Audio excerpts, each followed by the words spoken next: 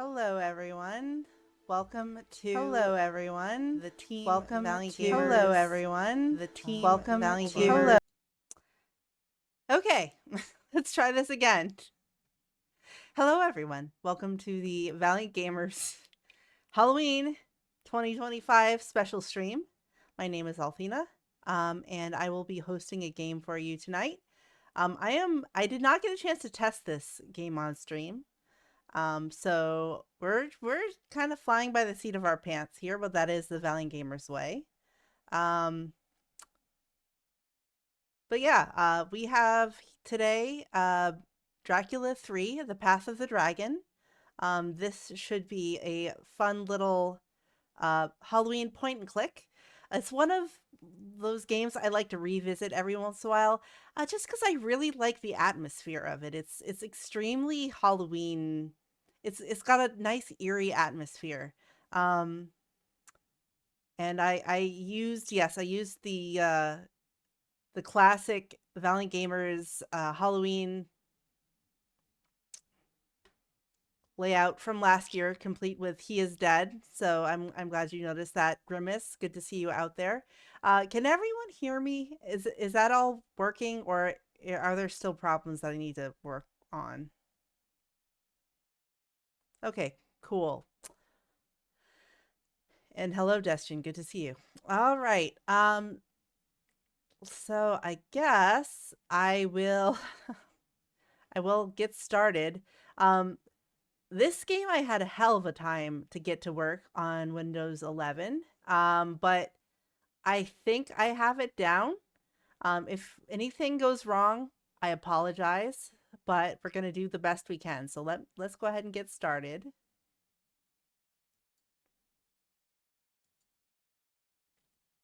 And I always like choosing this as my profile because I think he's the cutest.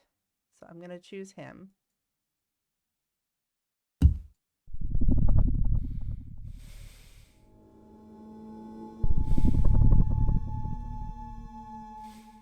I want to say he came out in 2007. I could be wrong.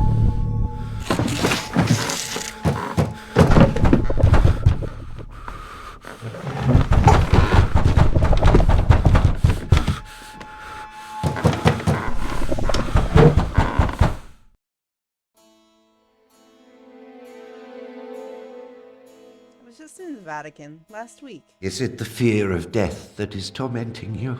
The fear of suffocating, Monsignor. At Caporetto, a shell buried my unit.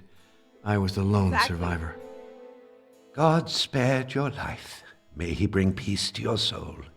His word guides me through my trials. After my nightmare, I opened the Bible and read this passage from Isaiah.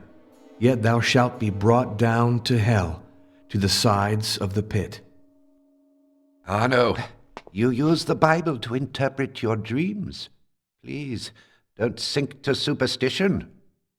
Your Eminence, since God rules the world, nothing happens by chance. Everything is the expression of his will.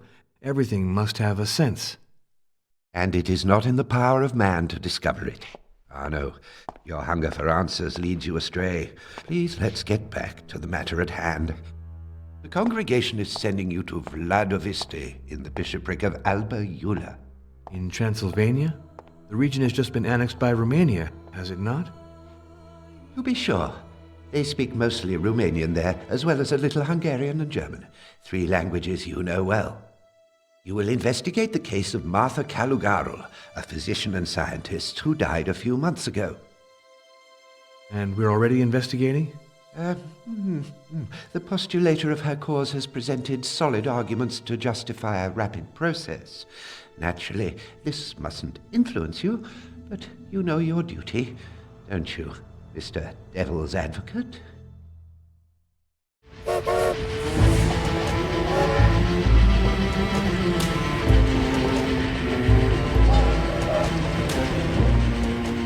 Devil's Advocate, promoter of the faith. Monsignor Briganti has entrusted me with a great responsibility. God help me be worthy of it. Will Martha Caligaro one day be counted among the saints of the Catholic Church? I hope so, but truth must prevail. My investigation must leave nothing in the dark.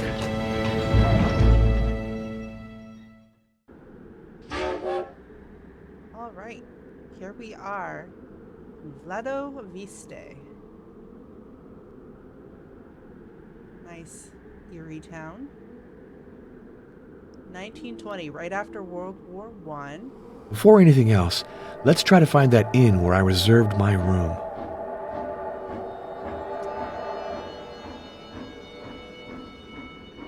Let me try turning it up a little bit.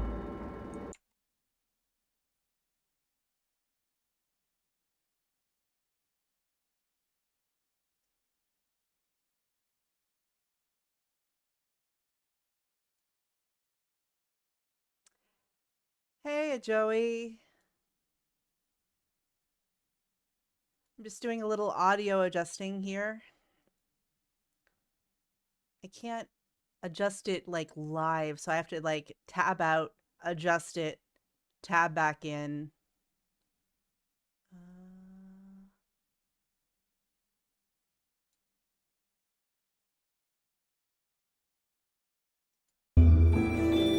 All right, I turned it up a little bit. Is that better? In terms of like the music and stuff like that? A little better?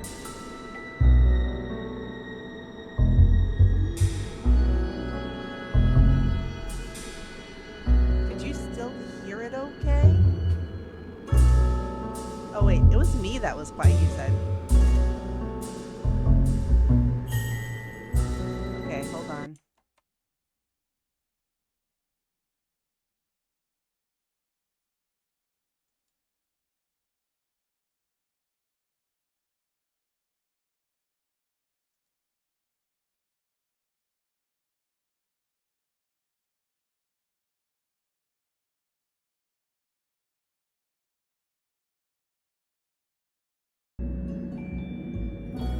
Okay. How is that now? I know there's only music, there's no voice, but you still may be able to get a better. Okay. All right, let's go with this. I'll adjust it later again if I need to. So, I was given the task of trying to find the inn. That big, brightly lit building must be the inn. That huge, brightly lit building must be the inn. Oh, brightly lit building. Okay.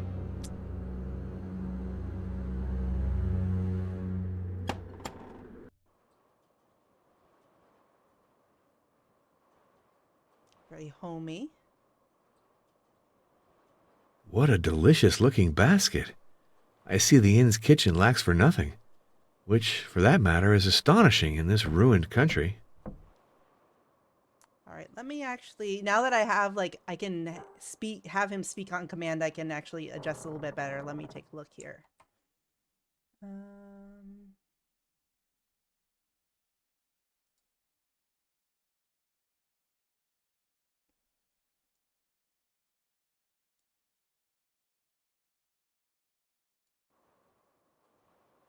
What a delicious looking basket. All right, so I made it a little bit I see the inn's quieter. kitchen lacks for nothing. Can you still hear it? Which, for that matter, is astonishing in this ruined country. What a delicious looking basket. I see the inn's kitchen lacks for nothing. Which, for that matter, is astonishing in this ruined country. Let me know if it needs to be adjusted, but I'm going to go forward with this. And hello, Sarah. Welcome in. So just so you know, I started Dracula 3 Path of the Dragon. This game takes place in a small town in Transylvania in 1920, right after World War One, called Vlado Vista is the name of the town. I am Father Arno Moriani. I'm a member of the Congregation of Rights. I am doing a investigation for the Vatican to see if a doctor and scientist who recently died a few months ago here in town should be made a saint. So I am being devil's advocate and seeing if she would qualify to become a saint. So that is what I'm doing here. That is the story thus far. I just arrived at the inn, a very cozy looking place. And I inspected the basket full of garlic. What a delicious looking basket. I see the inn's kitchen lacks for nothing, which, for that matter, is astonishing in this ruined country. All right.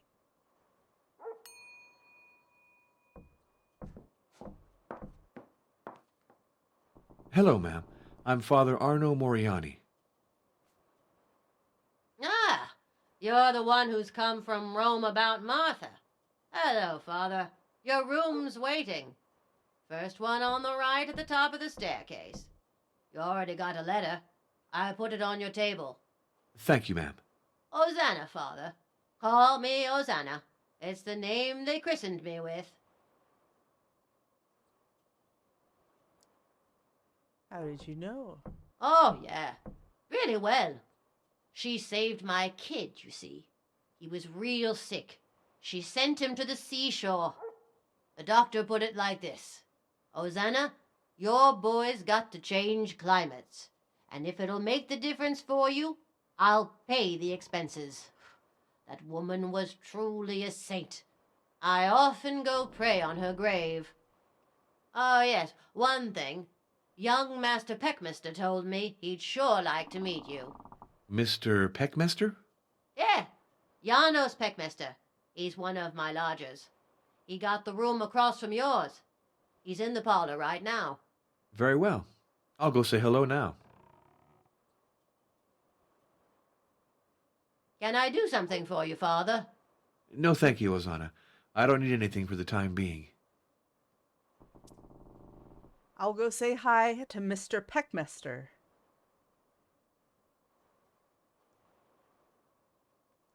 I'll check in. I do like the old World War One, post-World War One era phone action. Transylvania Telephone Company. Number, please. Let's see, Vatican 65. Vatican 65. Monsignor Briganti. Just one moment, please. Hello? International switchboard? Rome for Vladiviste. Rome, Vatican 65. Please hold. I don't think anyone really has an accent so far. Connected.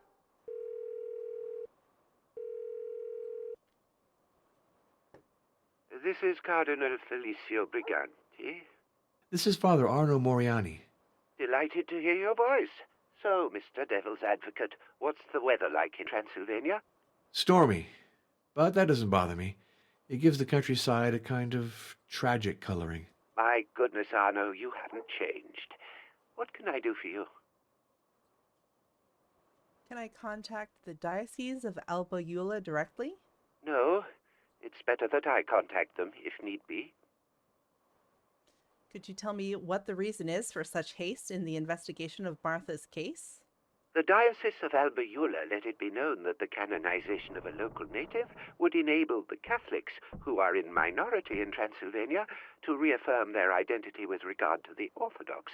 This can be very important in a nation under construction. That's why the process began so quickly. Your mission is delicate, Arno. It's difficult to accomplish without offending someone, but I have faith in you. You'll know how to act suitably. Eastern Goodbye, Your Orthodox Eminence. would be the Be majority. well, Arno.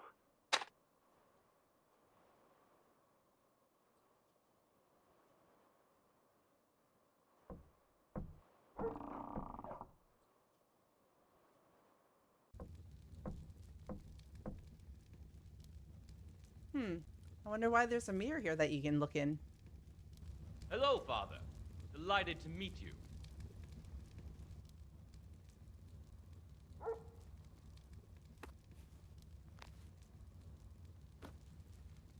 I'm Janos Peckmaster, Assistant Professor in the Medieval History Department at the University of Alba Eula. Father Arno Moriani of the Congregation of Rites. I won't ask you what you've come here for. Exactly, Joey. The whole village is aware of it. And you? What brings you to Vladiviste? I'm verifying some locations and doing a little excavation at the Castle of Twilight on the heights near the village. That must be fascinating. Is the structure well preserved? Before the war, it was in perfect condition. Unfortunately, it suffered enormously during the 1916 counteroffensive. This guy sounds like he was voiced by George Takei. He was not, but his voice sounds like him very much, I think. Yes, exactly, Joey. Keep an eye out when there are mirrors nearby. There seems to have been some fierce fighting at Vladiviste. Just between us, it was a terrible defeat for the Romanian army. Without its allies' help, Romania would never have obtained Transylvania. I hope that a world of peace will grow over all these ruins. We can hope so. I was in the war as a priest medic in the Italian army.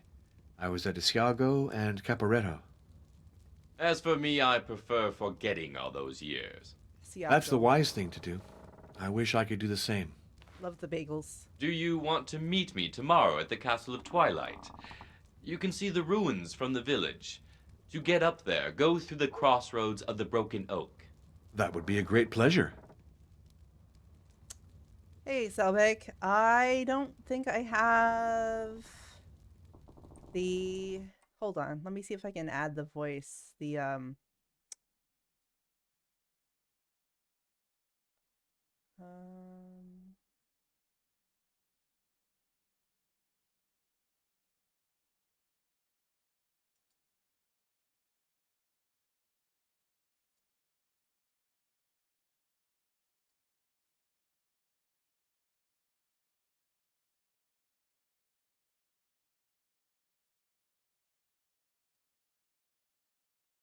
I am not going to worry about it right now because I don't think I can figure it out quickly. So I'll work on that for the next stream.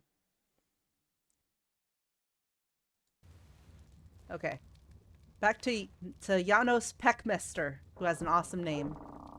Let's check out this book he was reading. Transylvania, History of a Reconquest.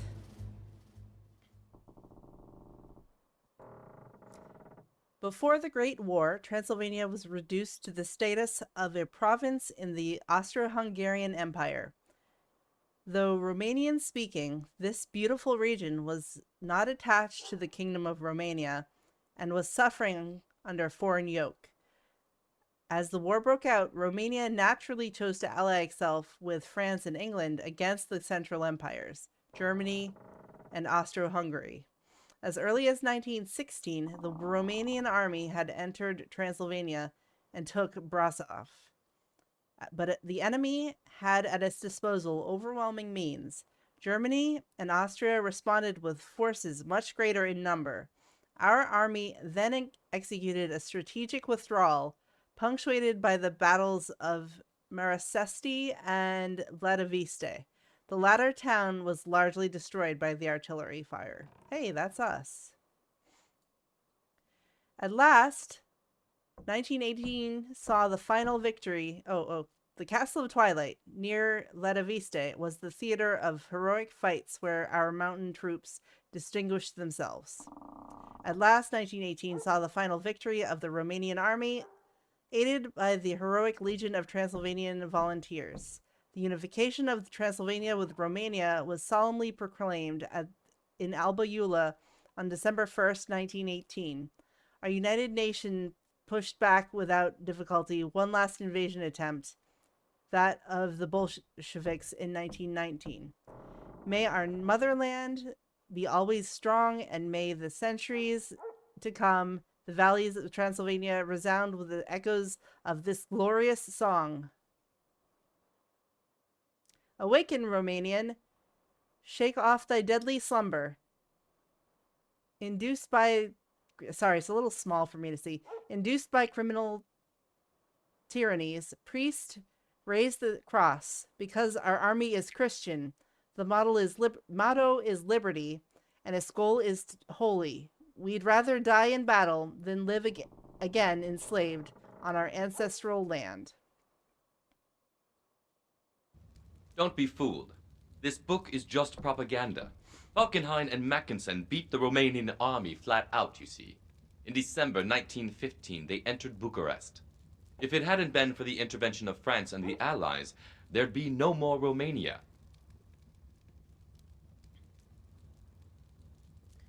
All the documents that you find archived, it may be... well, it's too late. It's gone now. But so I'll... just to show you, you can go into the menu and you can see all of the documents.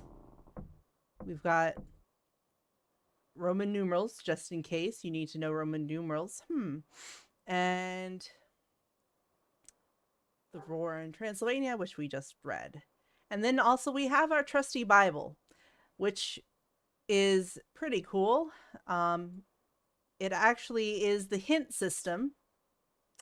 If you want to see, if you get lost or you want to know what to do next, you can go up here to open the book at random, and that is your hint system. So Father Arno is a little bit psychic, I guess you could say. It will open up, and the underlined thing will be your clue. Nevertheless, you are thrust down to the grave, to the recesses of the pit. And that tells you what you should look for next. Now, if you actually take a look at this, it's page 108, 1872 out of 3353. They have the whole Bible in Latin here. So you can actually, if you wanted to read the Bible, you could. But I think that's kind of a nice little touch. But Do you want to meet me tomorrow at the Castle of Twilight? You can see the ruins from the village. To get up there, go through the crossroads of the Broken Oak. That would be a great pleasure. all right. We have plans. Do you want to meet me tomorrow at the Castle of Twilight? You can see the ruins from the village. To get up there, go through the crossroads of the Broken Oak. That would be a great pleasure. All right.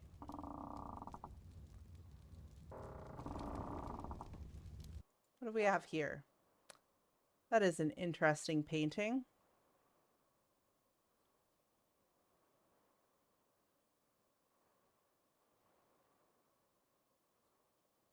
Ball in red and black.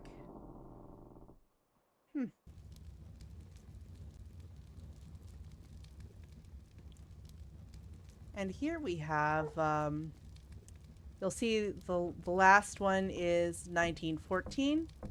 And the first one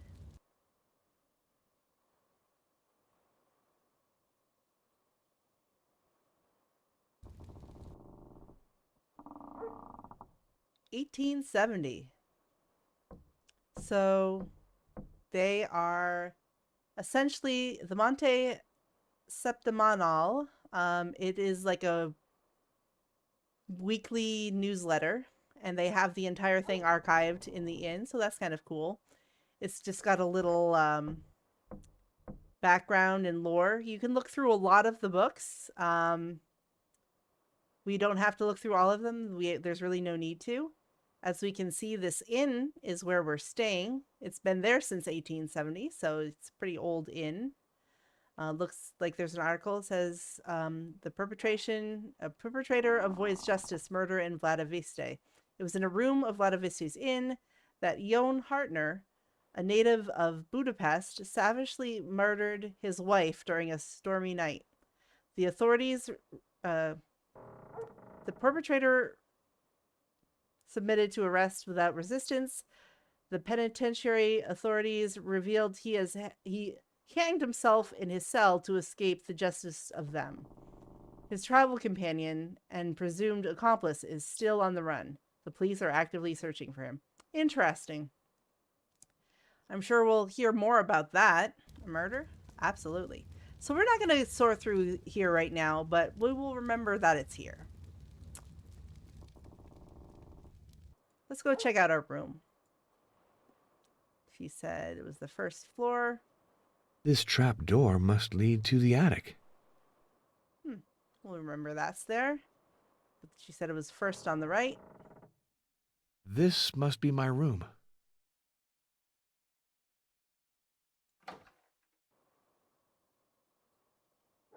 Oh, this is cozy.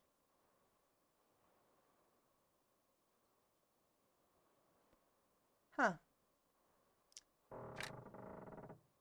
Why can I lock my room door? That's interesting. A missive from the Diocese of Alba Eula.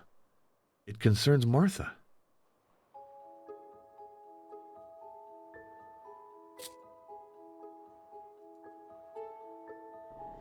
Brief Martha Caligaro biographical data. I can't read. 1871. Birth in Bucharest of Martha Caligaro, the offspring of a very old Catholic family. Orphaned at the age of 10, she was brought up by an unmarried aunt, a lesbian. 1891. She passes an examination organized by the Venice Foundation and received a grant to pursue medical studies. 1898. She is the first Romanian woman admitted to the examination for the Royal Hospital internship. 1899, she successfully passes the experimental physiology qualifying examinations. 1902, while working at the laboratory of the University of Bucharest, an accidental explosion projects a concentrated acid on her face. She survives the burns.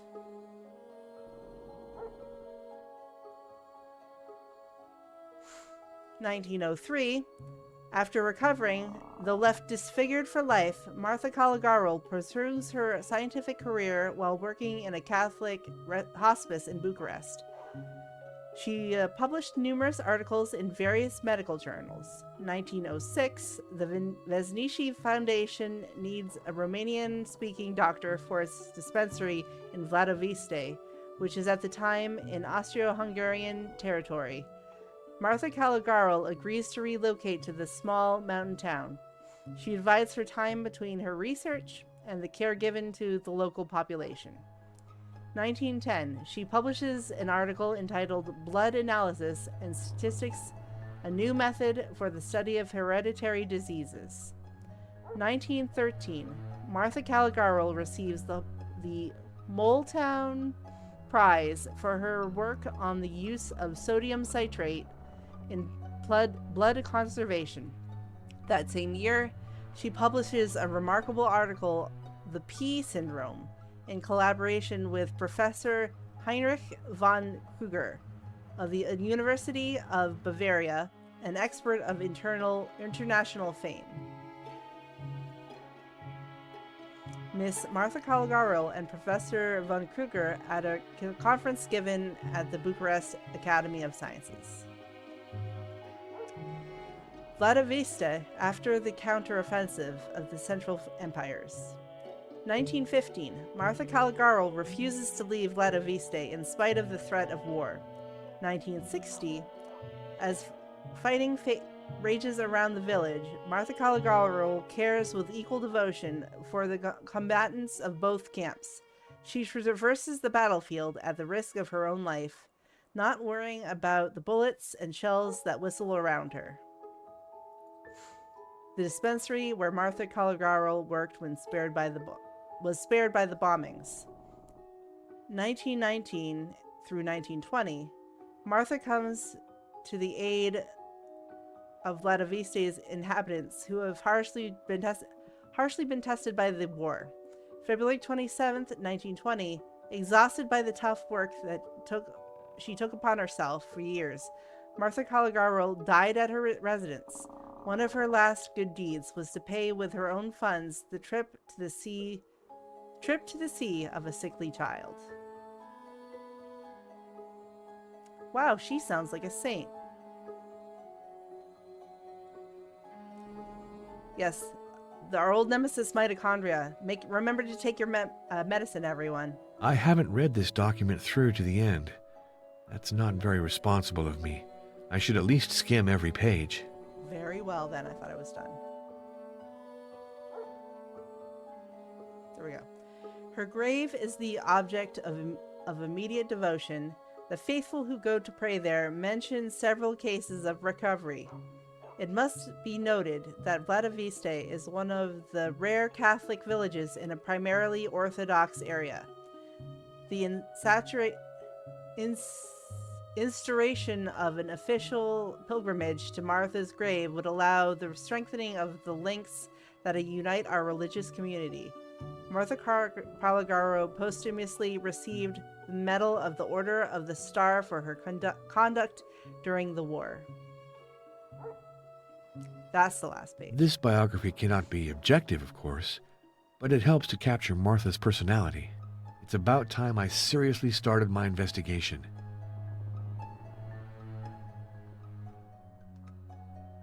There I am in the mirror again. And let's see. Not gonna go to bed, but... Oh, hey, This we can do oak this. wardrobe is very solid.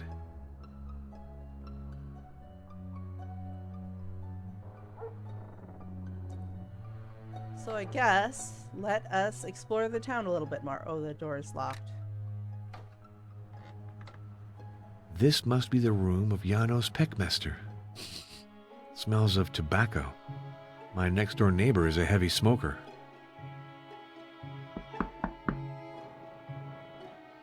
Must not be there right now.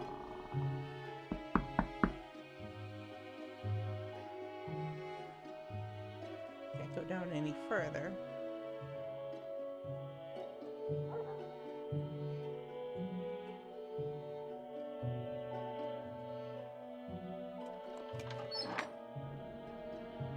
Actually, let's talk to Ozana again just in case. She might have something new to say.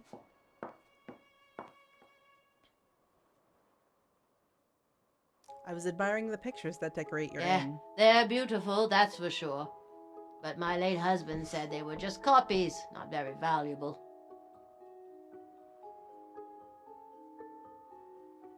Can I do something for you, Father? No thank you, Ozana. I don't need anything for the time being. Okay. I don't think you have anything else to say, Janos.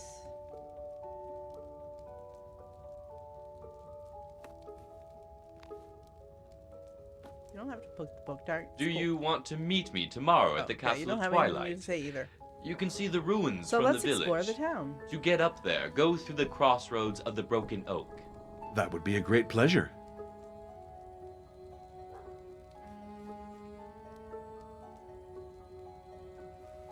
Yes. Exactly, Selbig.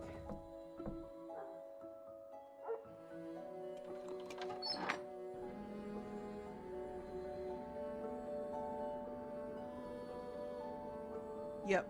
It is cool.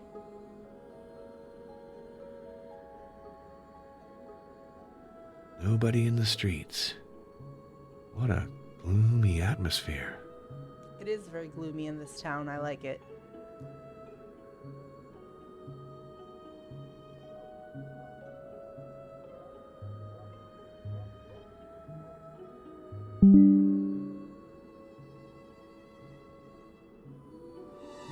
My lord, the war has caused so much damage.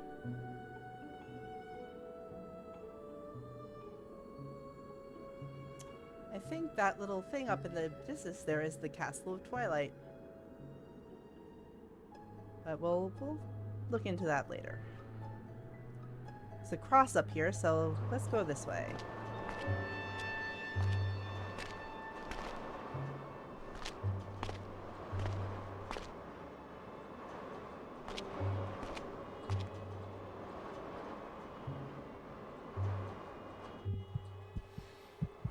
I like after climbing up the hill, your heart is racing. It's like, that's hard work.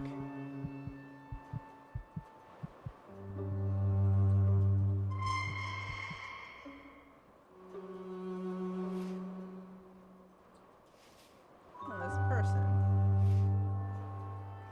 That looks like the mausoleum of Martha Caligaro.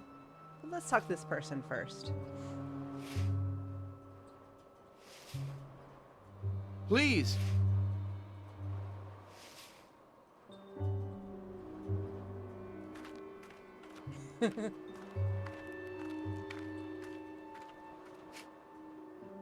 How do you do? I'm Father Arno Moriani of the Sacred Congregation of Rites. Aha! You're the one come for our Martha. Welcome, Father. I'm Jordan Michu, gravedigger and sexton of the parish. The sexton of the parish, eh? Could I speak to the parish priest? Father Gregorio Nijescu, he left for the south on a cure. He was real tired. Especially after the death of Martha, me. she helped So him a sorry. lot with his good works. The bishop hasn't found a replacement yet, so once again we got no priest. Like Yeah, during the the sound war. effects are not working tonight, Sarah. I'll have it fixed by next week. Is it possible to contact Father Gregorio? He left a phone number. Ask for Costanza 135. Costanza 135. Did you know Dr. Martha Caligaro well? Sure, I knew her. She was a darn good doctor, with all due respect. And she had guts. She saved a lot of folks during the war. And then, young Ariel, that everybody was sure had an evil eye cast on him and was sure to die. But that ain't all. Yes? She works miracles. Explain that to me. Weren't for her, I'd have the back all busted. 'Cause, let me tell you, she heals even better since she died. That's why people go to her grave and light candles there. I'll leave you. You seem to have a great deal of work. Well, with all due respect, Father, I gotta move the old ones to make room for the newcomers. Gotta do what you gotta do. And I believe that when you were talking to your boss at the beginning of the game, he mentions that you can speak Hungarian, Romanian, and German fluently. So I'm presuming that this conversation is entirely in probably like Hungarian or German. So that's why there are no accents. This here is the corner of the Great Plague. These folks been here since 1780, so we can stuff them into a communal grave. They'll keep each other warm. Nice. This here is the corner of the Great Plague. These folks been here since 1780, so we can stuff them into a communal grave. Gotta do They'll what keep you each gotta other do. warm. All right, so let's. There's the church. It's a pretty little church. Here's a wooden church, typical of the region. What luck that the bombing spared it.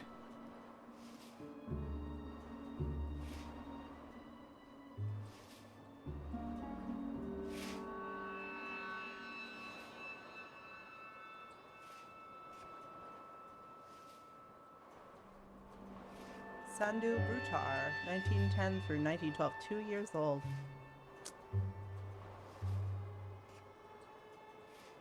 Killed by light. Hold on. Julian Moriaru. Killed by lightning in the middle of the night. What a way to go.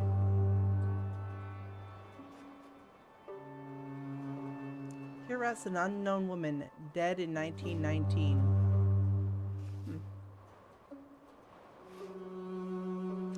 Lucien Marnescu, 1817 to 1858.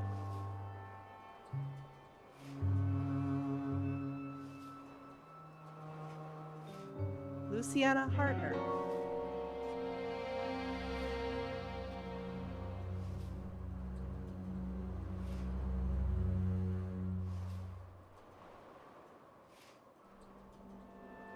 Interesting, I could look at that one. Could also not interact with it right now, but I could. Luciana Hartner, 1870.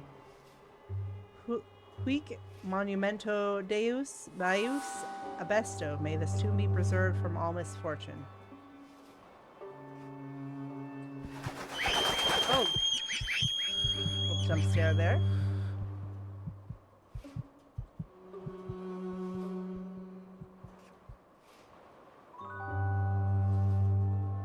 Hey!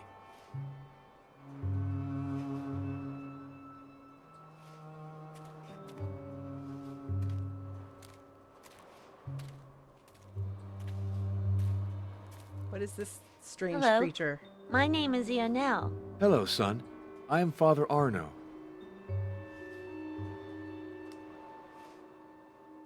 You're the one who's come to get Martha into heaven? Oh, I'm not the one who decides that, you know. I'm just here to question people to find out who she was. Exactly. Did you know Martha well? She gave injections. When I was little, that scared me, but she always gave me candy afterwards. She was nice. And she's even nicer since she's dead. Is that so? Explain that to me. She protects people. When you go to some bad spot in the middle of the night, you have to repeat 3 times, "Saint Martha, protect me, and nothing will happen to you." The gravedigger told me that. And also, when you burn a candle on her grave, you can make a wish. Have you made one? I asked Martha to send me a friend to play with. I had one, but he died. And then another one, but he left, so now I'm bored. Does look like review bra. I asked Martha to send me a friend to play with. I had one, but he died. And then another one, but he left, so now I'm bored. Well, good luck with that. To Martha, our guardian angel, the parishioners of Vladiviste. Martha Calagarro, 1871 through 1920.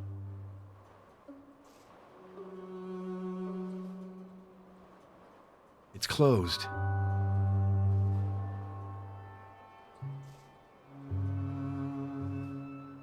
To Martha Calagarro, Knight of the Star, in honor of her courage and her devotion during the war, Chancellery of the Order.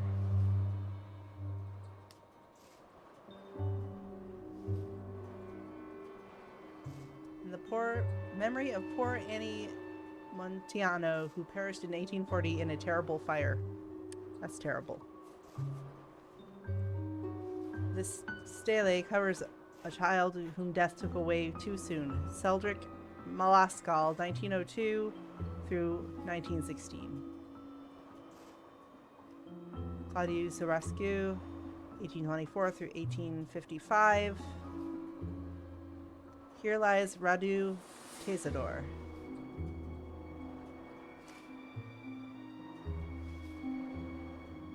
Luana Gregoriou, 1755 through 1782. Silent for Eternity. That's an old gravestone. Costin Brutar, 1760 through 1783. I will turn back into dust.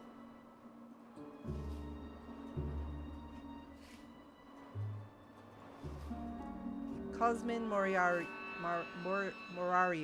1752 through 1783. I would usually be better at reading these, but I just have a hard time seeing them, so it takes me a moment to just... Yeah, these tombstones sure are morbid, yes. But this, I mean, this was the era of, like, memento mori, so everything was very, very morbid. Back into the war-torn town of Vladiviste.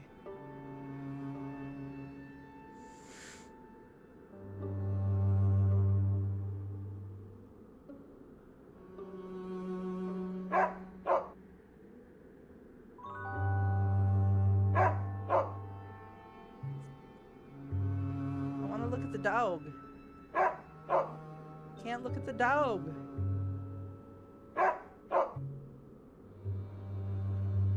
$1905. Benici Foundation Dispensary. This is where Martha worked. It's not polite to burst in on people this way. I should ring.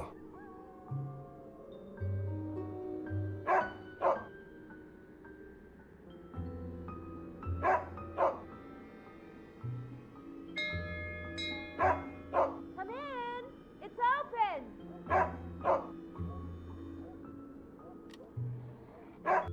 Come here! I'm in the kitchen. Hello, miss. I'm Father Arno Moriani. I am Dr. Maria Florescu. Have you come from the Vatican, Father? Ah, I see that news travels quickly. Hosanna is a chatterbox, you know. So, I've learned that you reserved a room at the inn, and that you've come with regard to the canonization of Martha Calagarro.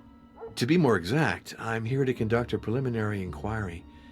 In fact, I'd like to ask you a few questions in that respect, but I hope I'm not bothering you, Doctor.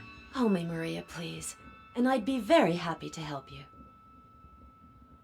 What do you know about Dr. Caligaro? I've read the research she published. I also know about her through what the villagers say, and from the traces she left in this house. She led an austere life and worked a great deal. Her only distraction was photography.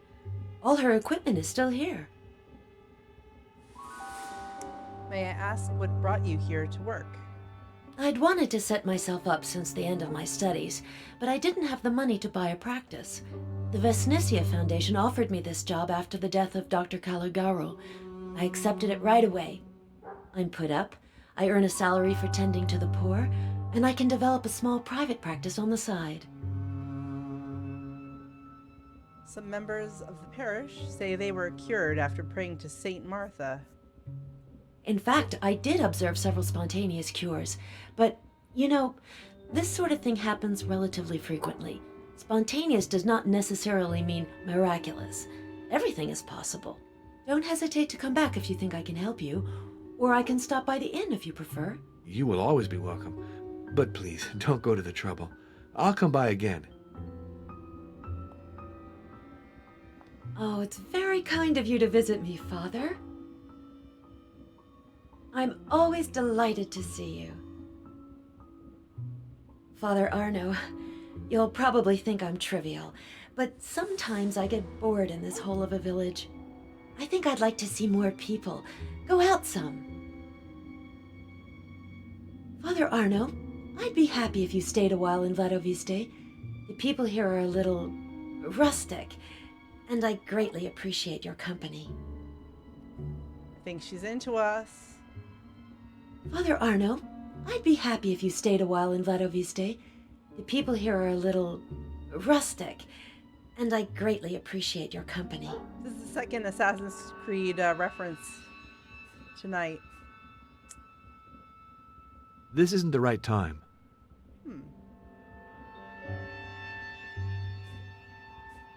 This isn't the right time. This isn't the right time. It's always the right time for sanitation. It'd be better for me to call from the inn. The treatment room. Nothing for me there right now.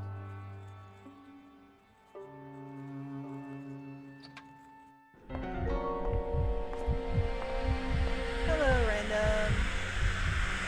Who's watching me?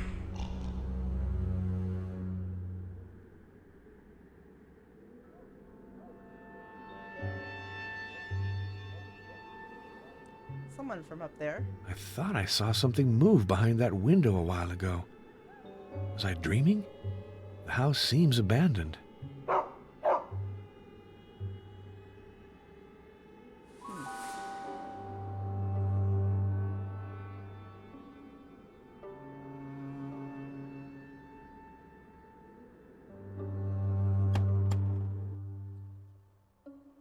Thank you. I thought it was nice and Halloweeny. Got like cats on it.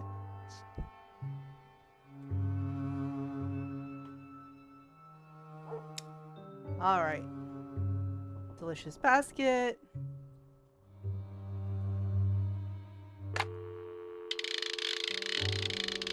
Let's try calling that priest. Number, please.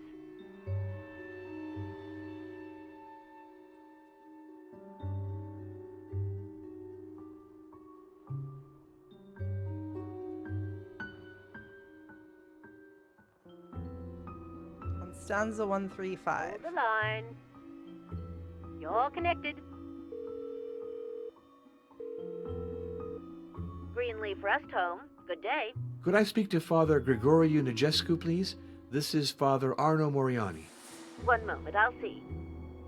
This is Father Gregorio Nigescu. Hello, this is Father Arno Moriani. I belong to the Sacred Congregation of Rites, and I'm investigating the case of the late Martha Caligaro. Ah, yes, I'm aware of that. How is your health, Father? Not very good, actually, since you ask. But what good does it do to talk about it? Prayer is my only comfort. What do you think of Martha Caligaro? She was a good Christian, courageous, charitable, and she attended Mass regularly. I appreciated her a great deal. May I ask you, without beating about the bush, if you consider Martha Caligaro a saint? Some of my parishioners think so. The diocese realized that and asked for the case to be opened. Myself, I don't know. Things like that are way beyond me, you know. Goodbye, Father Gregoriou. I wish you a good rest. I'm Goodbye, sorry, Sarah. Father The Otto. sounds will not work tonight. I will try to get them working for next week. I think I've done enough for this first day at Vladiviste. It's time to go to bed. Okay. Oop. So now, for example, if I go to open the book at random, I now have the hint, and they... Oh, excuse me.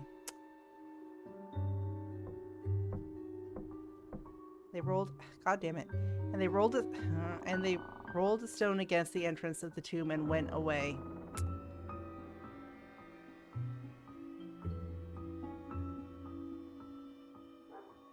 I have to say the sounds I did for Oblivion, and now I have to do... You know what? That's entirely fair. So let me go ahead. Son, do I look self-employed? Do I look employed to you? Jesus Christ!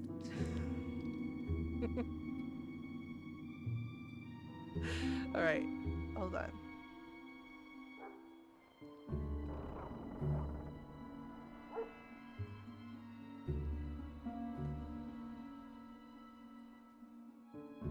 I know, gainfully employed. I'm sorry. I'm a bad Shenmue fan. I'll do it again. Son, do I look gainfully employed to you? Wow, I'm dead tired. Got to go directly to bed.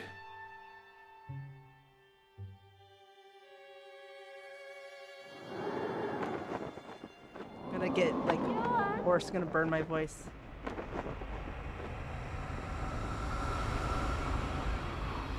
Johan! Luciana, Johan! May I come up? come.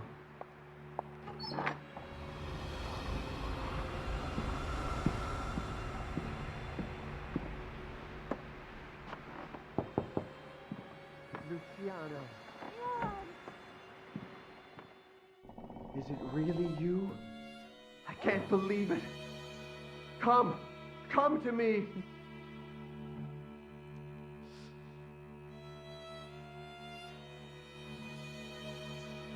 This looks like my room, but the wardrobe is moved and there's a door here.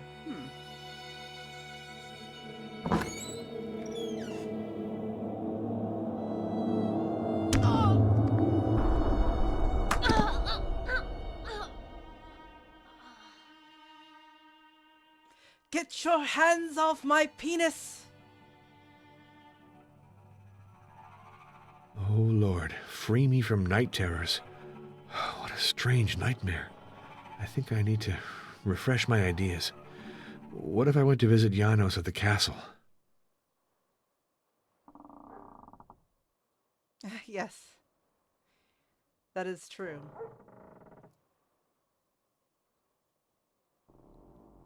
All right. I really would like to move this wardrobe. This is a particularly heavy piece of furniture. No way to just slide it. Nope, can't slide it. This is a particularly heavy piece of furniture. No Oh, way to God. just slide it. You're right. It's fact. It's true.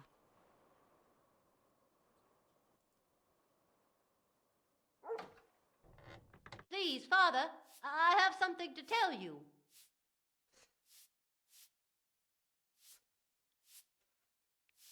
Okay.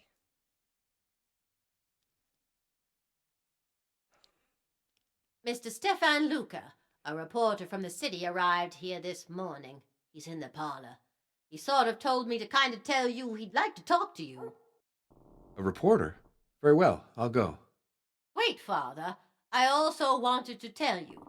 I have to make up the room to the right of yours for Mr. Luca. And maybe it's dumb, but I don't dare go in it anymore. Oh, why's that, Ozana? Well, it's like it was kind of cursed. Really? What makes you think that? The spot. The black spot. The more I rub, the less it goes away. And then the crucifix. It falls down on its own. Come. What can I do to reassure you? Please, put the cross back in place. I don't dare touch it. And bless the room. That way, I'll be able to go in it to do the housework. The Galrog was definitely cursed.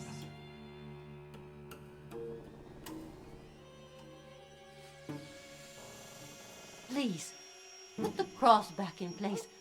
I don't dare touch it. And bless the room. That way, I'll be able to go in it to do the housework.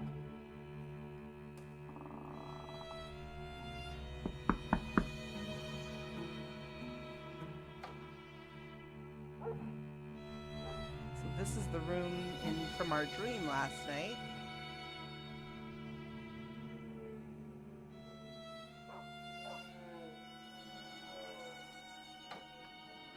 This bolt was forced a long time ago. Too bad there's a big wardrobe in front of it now.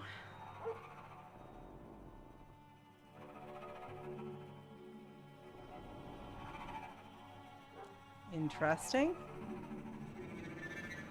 Here's the black spot that frightens Ozana so much.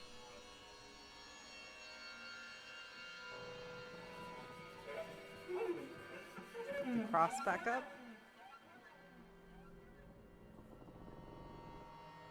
Gloria Patri, et Filio, et Spiritui Sancto, sicut erat in principio, et nunc, et semper, et in saecula saeculorum. Amen. That's not the way it hangs on the wall, I can see. Interesting. Tower of Babel. I found this painting so many times in uncharted waters, let me tell you.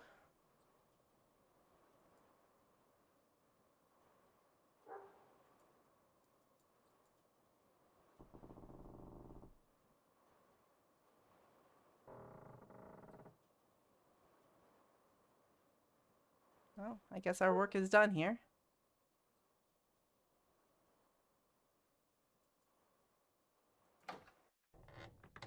Ozana, I put the crucifix back in place and said a prayer. Are you reassured? Thank you, Father. Thanks a lot. I'll be able to fix up the room. There's nothing more for me to do here.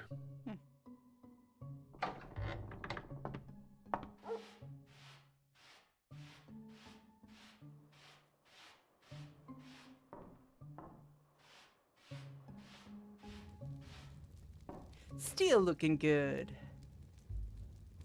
Father Arno, I was expecting you. Delighted to meet you, Father. Concerning Martha, I mean Dr. Calugarl, it's very important that you know. She was murdered. What are you saying? Yes, I didn't introduce say? myself. Stefan Luca, journalist. It's a good thing that you're here. Since the departure of Father Gregoriou, this village really needed a priest. Yet I didn't come to replace him. Of course, I know why the Vatican has sent you, for Martha's canonization. But I want to talk with you about something else. There's something much more serious. Martha, well, she was killed for defying evil. My God, I should have helped her more. I wrote an article, but he prevented me from publishing it. He's very powerful, you know. Martha was not his first victim. I'm afraid I don't follow. Are you skeptical? I was too. That's the best I But can do there. read this letter that Martha sent me 3 months before her death. A suspicious letter, you say.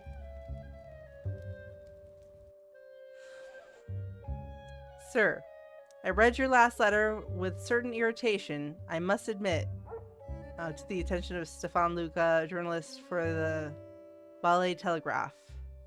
Sir, I read your last letter with certain irritation. I must admit, let's see. The people I am telling you about are afraid to fall asleep, hear voices, walk in their sleep, and present strange stigmata. Finally, and most importantly, they die of a devastating and inexplicable anemia. And you believe that is simply a matter of a nervous affliction? Even Professor von Kruger, so conventional in his approach, admitted that it was something else than a nervous disorder. I will send you the medical files. Please examine them, and you will change your opinion. Please believe me, a strong force is at work, and I will be in great need of allies to be able to counter it. Sir, please accept my sincerest greetings, Martha Caligaro. Here are the notes Martha kept. Once you've read the file on each victim, you'll be convinced. Damn. I'm sure.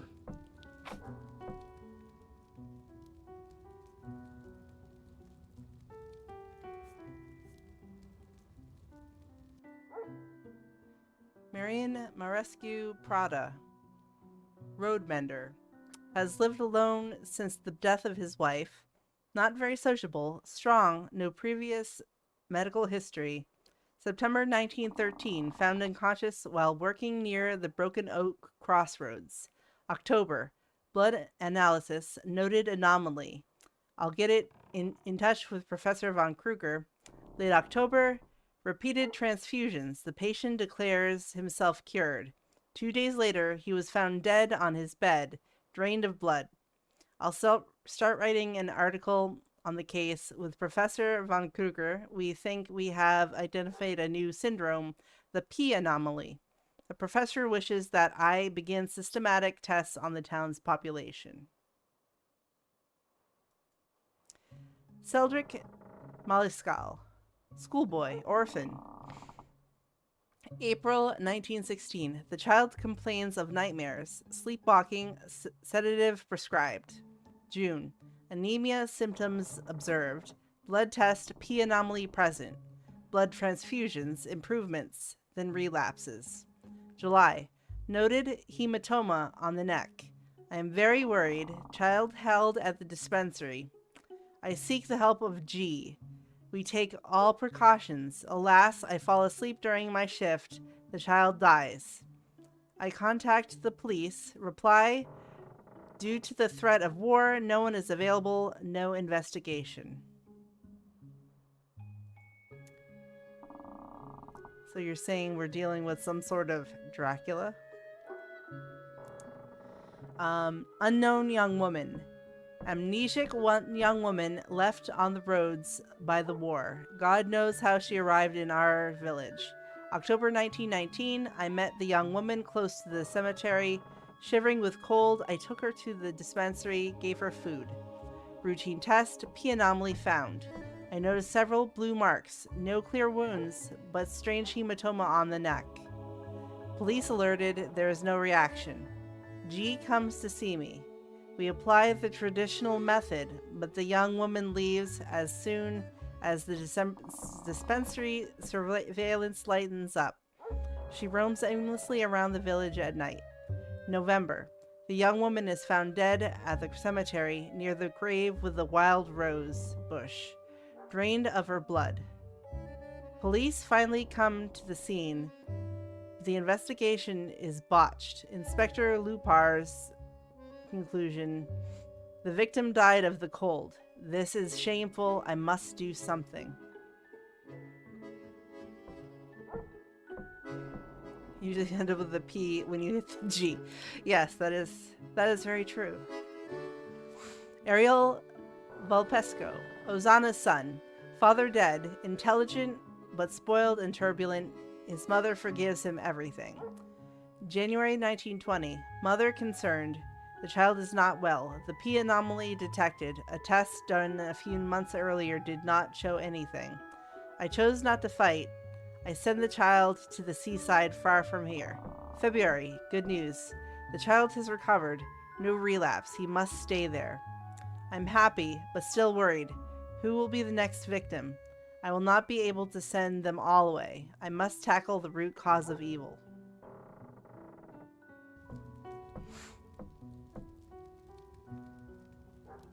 The documents you showed me are astonishing. However, I'm surprised Dr. Calugarol entrusted you with them. Doctor-patient confidentiality and all. Medical secrecy is a secondary issue when human lives are at stake. Think of it. The identified victims are just the latest ones. Martha was convinced that there were many others over the past years. No, the past centuries. She wanted me to alert public opinion, but the editors of my paper were pressured.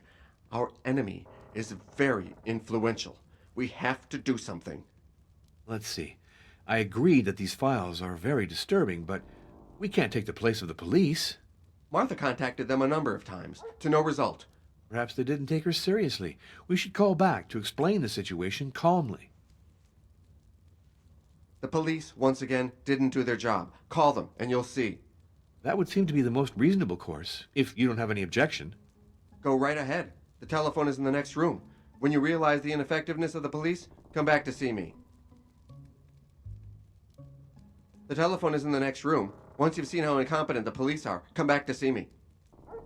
Well, fine.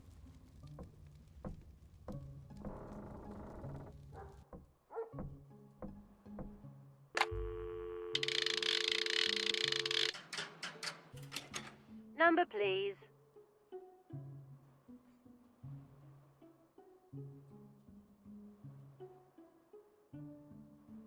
Right. The police! You want the police? Yes, put me through to the police station in charge of Lada Vista, please. Please hold. You're connected.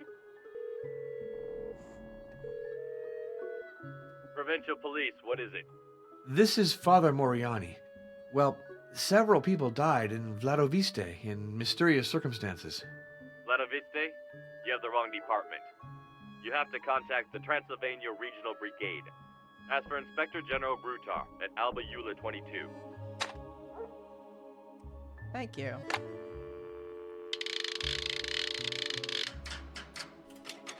Number, please. Albayula 22. Just one moment, please. You're connected. This is Inspector Brutar. Hello, this is Father Arno Moriani. I belong to the Sacred Congregation of Rites. I've come to Vladiviste to investigate the case of Martha Caligaro in view of her eventual canonization.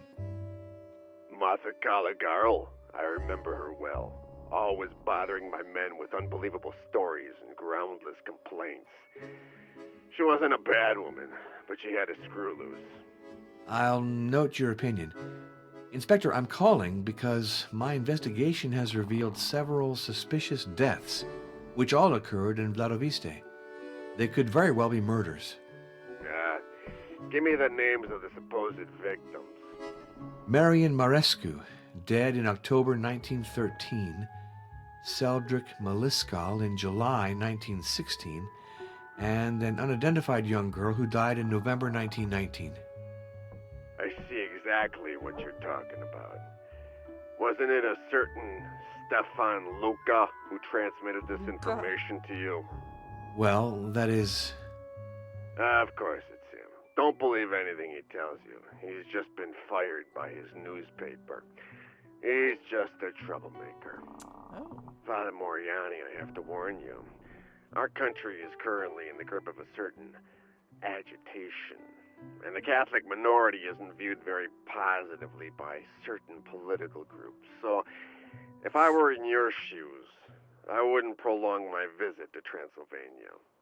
Thank you for your advice, but you understand that I can't leave without carrying out my mission. Concerning those deaths I spoke to you about, I have to point out several important facts. Yeah, go on. I'm listening. Well, we have 3 individuals dead in the same region and in the same manner, drained of their blood. That would suggest the work of some perverted criminal, wouldn't it? No, believe me. It would suggest, rather, that your informant is bored and has a fertile imagination. Have you any reason to think Dr. Martha Caligaro was murdered? None. Did a physician examine her body? Certainly not. Why bother? Her death wasn't at all suspect. Goodbye, Inspector. The police think that Martha was mad. Her case doesn't look good. But it's out of the question for me to close the file without digging deeper. Let's go back to the journalist to question him.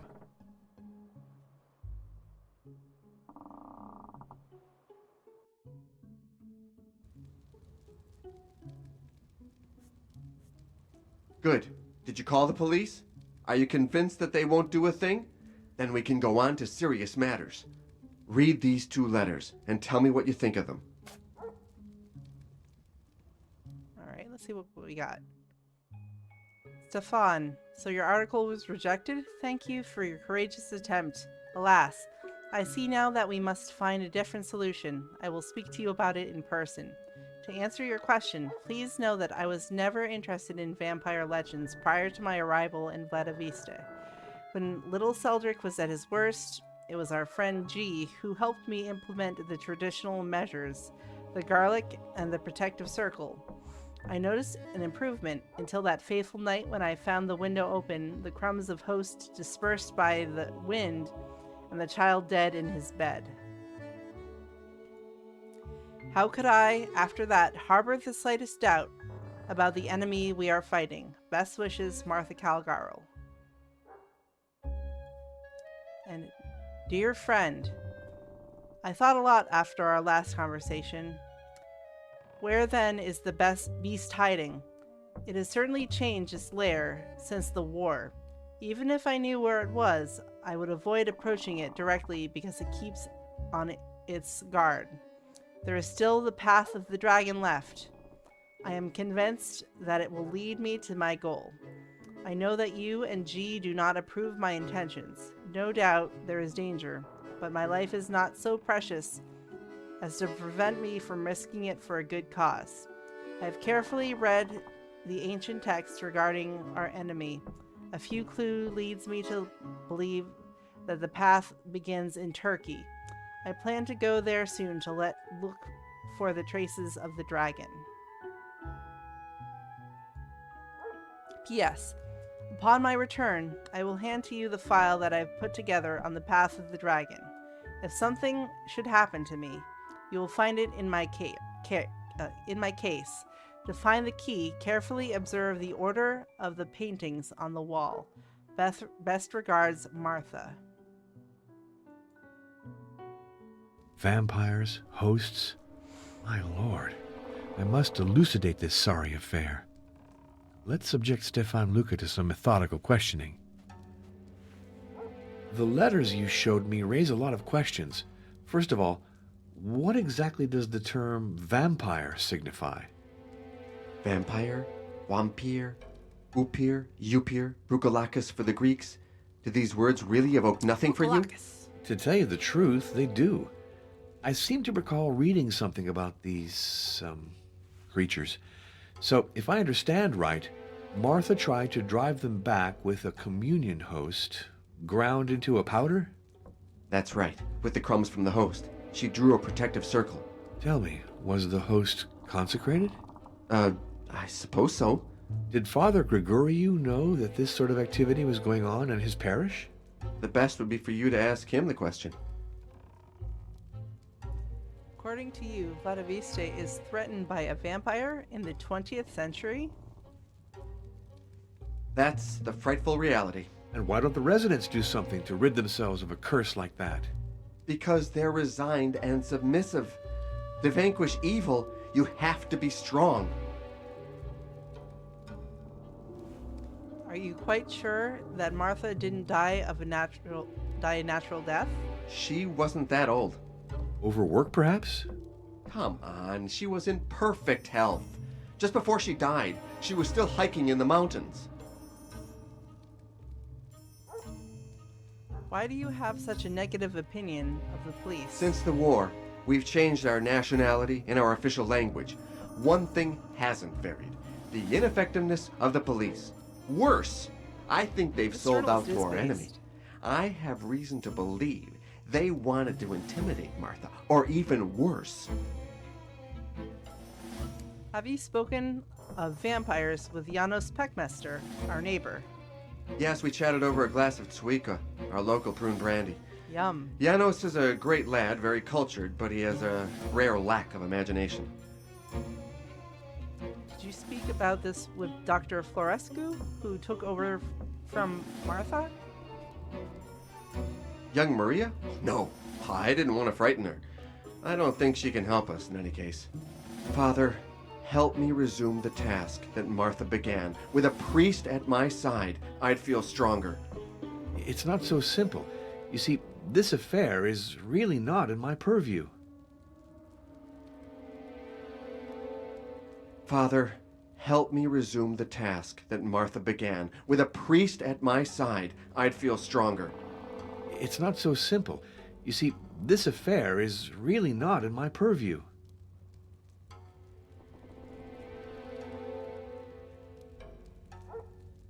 I have to question Father Grigoriou about this sinister story of vampires.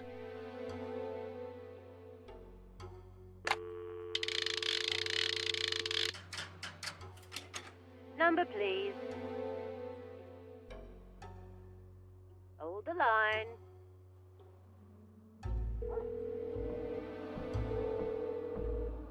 Greenleaf Rest Home. Good day.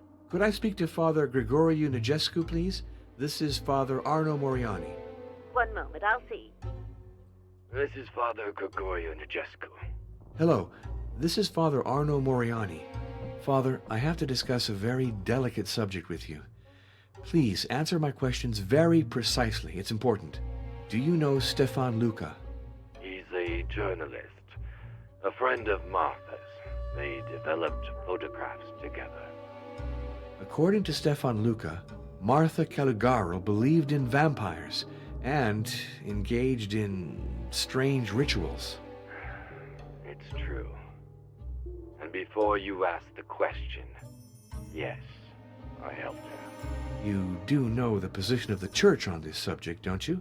I know it, and I don't doubt that it's a very reasonable position when you think about the question, seated in an office in Rome. But in Vladoviste, the situation is different. Do you want me to tell you how things happened? I went to the dispensary to give extreme unction to Seldrick, a poor child who's wasting away. I uttered a few of the usual prayers, and then I gave Martha the sacred hosts. She used the wafers to draw a protective circle around the sick boy. Was it sacrilege? You're entitled to think so. But the child was going to die in spite of the transfusions. We had to try everything to drive away the creature that was feeding on him. What would you have done in my place? I know that in spite of your efforts, you weren't able to save Seldrick. Unfortunately not. 2 nights later, the window opened mysteriously, and the wind blew away the protective circle. Martha found the child dead, with wounds on his neck. Did you inform the police of Seldrick's death? Yes, a waste of time. Did Martha call on you for other cases besides Seldrick's? The war began shortly after the child's death. I left the village to serve as an army chaplain. Upon my return, we tried to save a young amnesia victim. The girl seemed possessed. She ripped off the garlic necklaces that we hung on her neck and left her room every night. She didn't survive long. Young Ariel almost died as well, but Martha saved him by sending him away from the village. It was probably the only thing to do. Stefan Luca holds that Martha was murdered. It's very likely. I knew she was threatened. I'd offered her a dog to protect her. Now that seems to me to have been laughable. As if a dog could have stopped the enemy she was confronting. Do you think that enemy was a vampire? A supernatural creature? An emanation of the devil. If you'd lived a few years in Vladoviste, you wouldn't doubt it. Have you ever heard of the Path of the Dragon? Martha spoke to me of it. It's a sort of accursed way of the cross, which leads to the source of evil. She embarked upon it against my advice. I wanted to protect her. Oh, I was wrong. Why is that? She died fighting. I fled. Today, it is she who has the good part. Thank you for your frankness, Father. Of course, you realize that after your revelations, Martha will never be canonized. Yes, of course. What does it matter if she rests in peace? Another thing, if a direct question is asked, I shall be forced to evoke your part in this business. So be it. But you should know that my only regret is not to have helped Martha more. In the end, I slipped away. It was cowardly of me. The Lord is our only judge.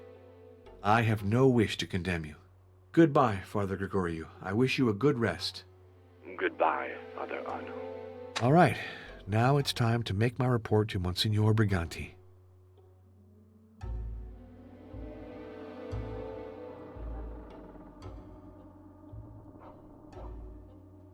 I can't borrow this without permission. Interesting.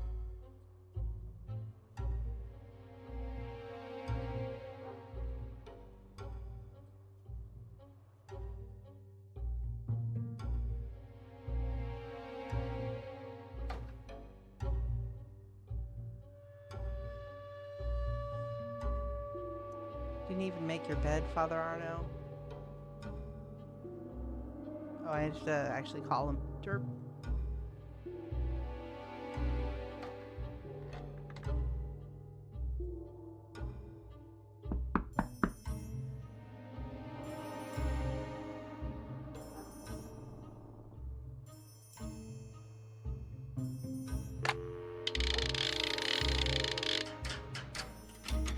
Number, please.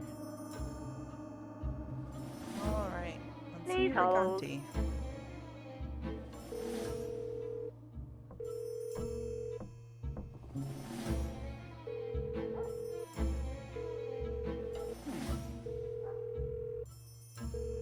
Probably in the bathroom.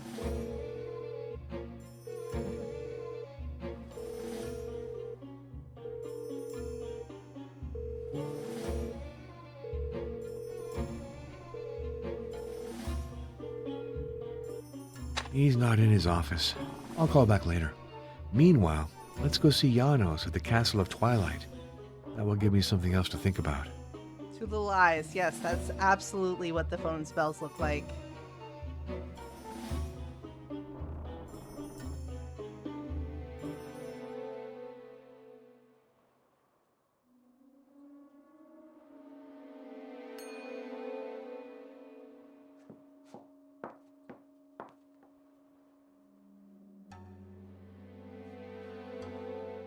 A lovely girl. But she's got a way about her, if you see what I mean. You can tell right off she's not from around here. She's got a way about her, huh?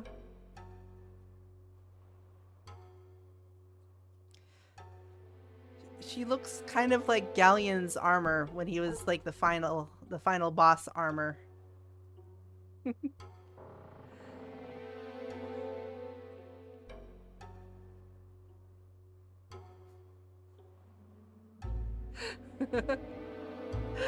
I met a young boy named Ionel. Always hanging around outside, if that ain't a shame.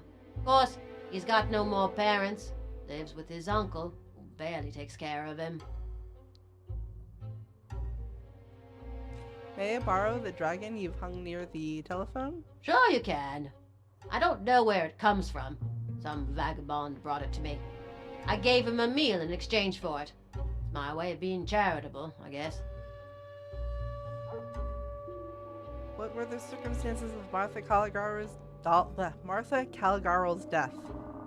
What I think is she killed herself with work. And anyway, she never ate anything.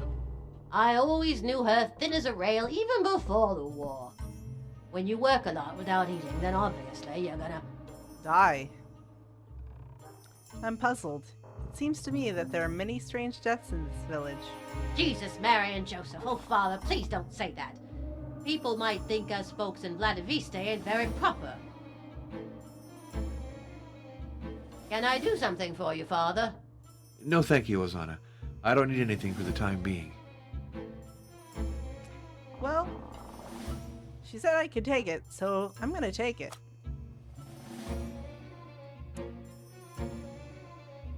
So I guess I will head up to the Castle of Twilight. Meet with Janos.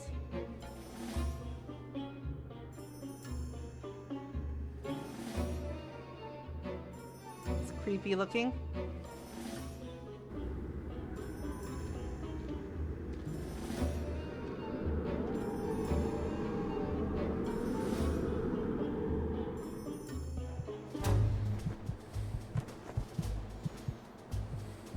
This is very eerie, this graveyard.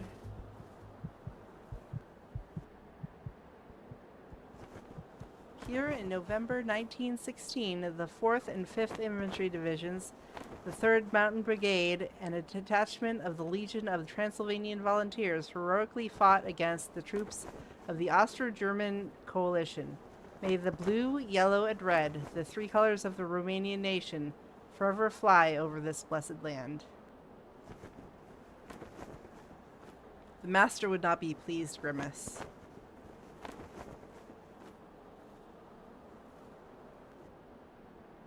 According to what Janos told me, the crossroads of the Broken Oak ought to be here. I have to keep going straight to get up to the castle. Yeah, I think that's the castle right up there.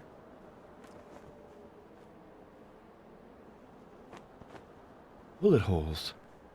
On a battlefield, it's typical that the trees be riddled with shot. However, this oak has traces that seem very recent.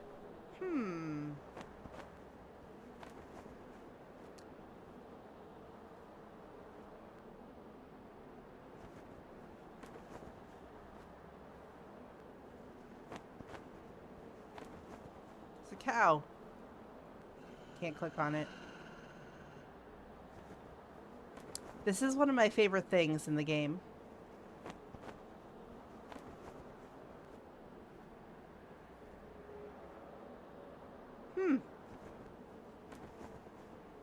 That's a strange shadow.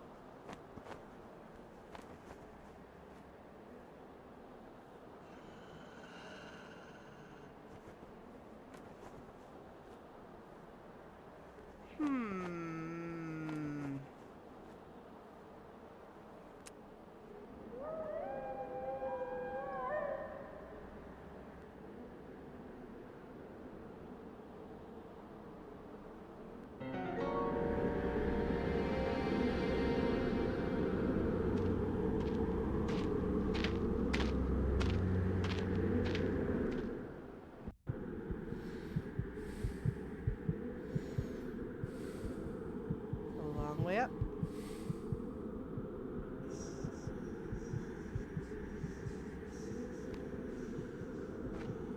Hello, Janos. Welcome to the Castle of Twilight. These ruins are impressive, aren't they?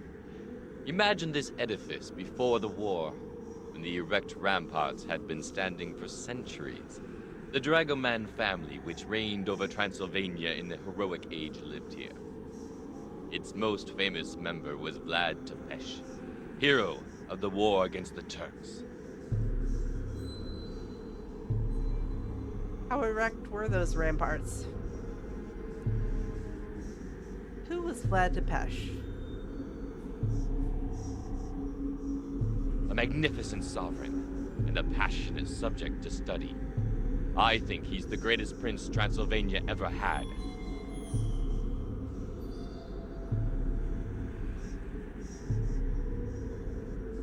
I think they're pre-rendered. Was it Vlad Tepes who had the castle built? No, the building is much older, but Vlad Tepes enlarged it by adding the outer walls. Was the castle inhabited before its destruction? It was lived in until 1900, when the last owner died without any heirs.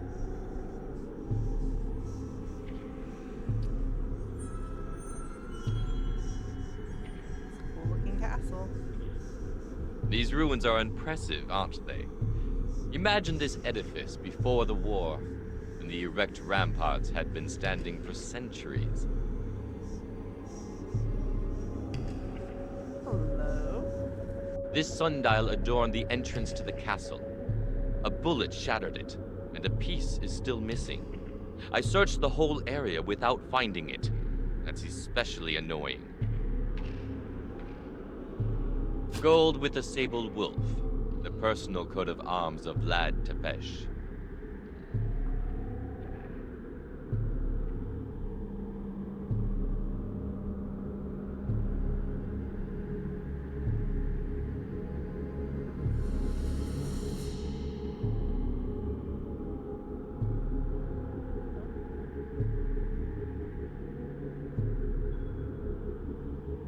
Did I actually not grab it?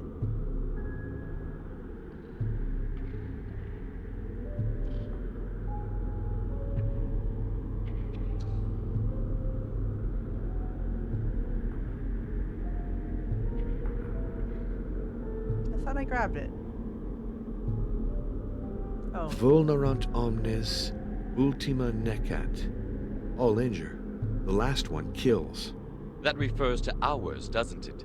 Yes, which gives us a rather gloomy picture of man's fate.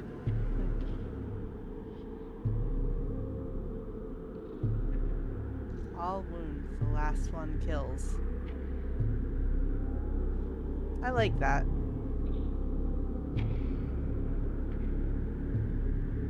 Oh, there we go. Yes, I do have it. I've got, what do I have? I've got my Bible, I've got a crucifix, and I've got the dragon. Dragon.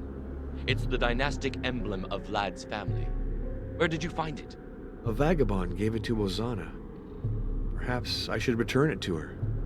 Oh, but its place is here. The person who took it had no right to pillage these ruins.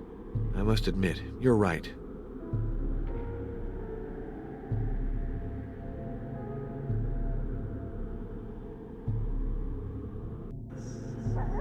Can you hear? The wolves multiplied during the war.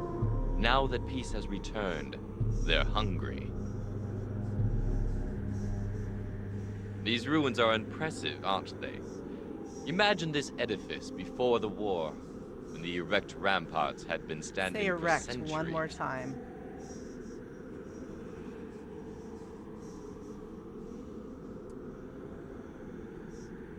Skeletons. Exposed during the destruction of the ramparts. They were convicts who died of exhaustion while digging the foundation of the castle. They were buried where they fell, probably so their ghost would guard the place. That's pretty morbid, though. Okay. I think... The Oh, drawbridge is destroyed. Frustrating, isn't it? Ah, if only I had the means to restore it. The castle must have suffered terrible bombing. Yes. In addition, the Romanian mountain troops had the dubious idea of storing ammunition here. Obviously, the whole thing blew up. nice.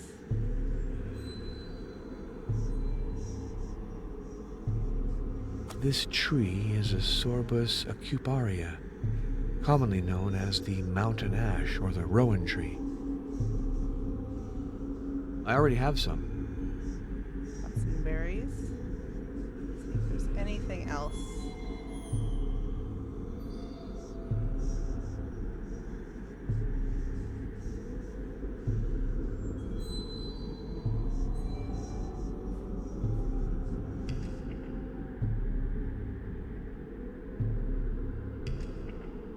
characteristic emblem of that Depesh's family, which occupied the Castle of the Twilight for centuries. Personal emblem of Vlad Depeche, the Impaler. And all wound the last one kills. Alright. And yes, lots of skeletons.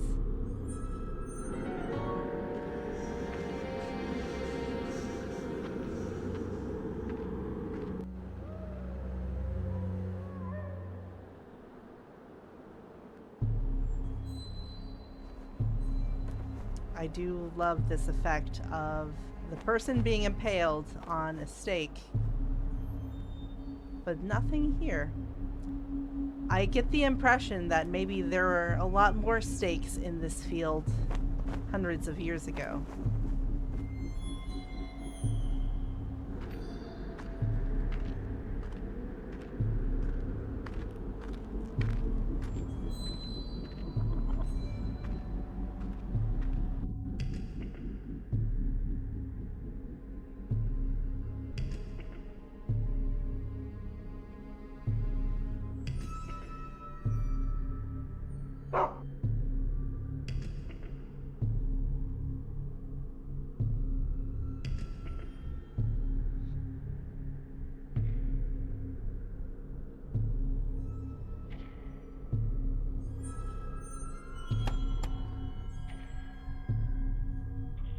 Let's see if Monsignor Briganti is back yet.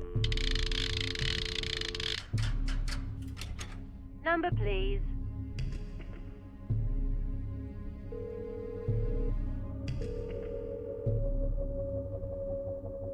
This is Cardinal Felicio Briganti. This is Father Arno Moriani, How is your investigation going? a journalist friend of Martha Caligaro, has a strange story to tell. He maintains she was assassinated by a dark power. What? And what do the police think? According to them, the reporter is a pathological liar, and Martha wasn't right in the head. As for me, I'm coming to more or less the same conclusions. I have proof that Martha believed in vampires and kept them away with the sacred host. How could that be? The file seemed so serious. What a disappointment. And as for those vampire stories, tell me, was the parish priest aware of this? Yes. And he did nothing? Said nothing? Well, that is... Don't tell me he took part in these magical rites. In fact, yes. Good heavens! And was he paid for that? I have no reason to think so. He seemed entirely disinterested and sincere to me. And he's very sick. Well, rest assured that I don't want to incriminate him personally, but we have to react at once, or people will say the Catholic Church encourages superstition. Stay near your phone, please, Arno. I'll make 2 calls and get right back to you.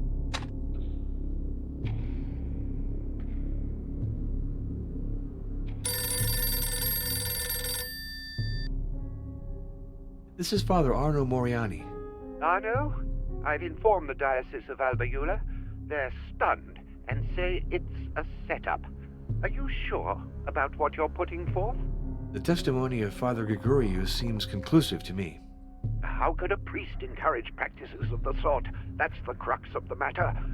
I spoke about it upstairs and learned to my consternation that we're not dealing with an isolated instance here.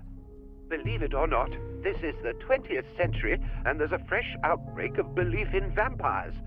It's probably connected to the success of certain novels that have troubled impressionable minds.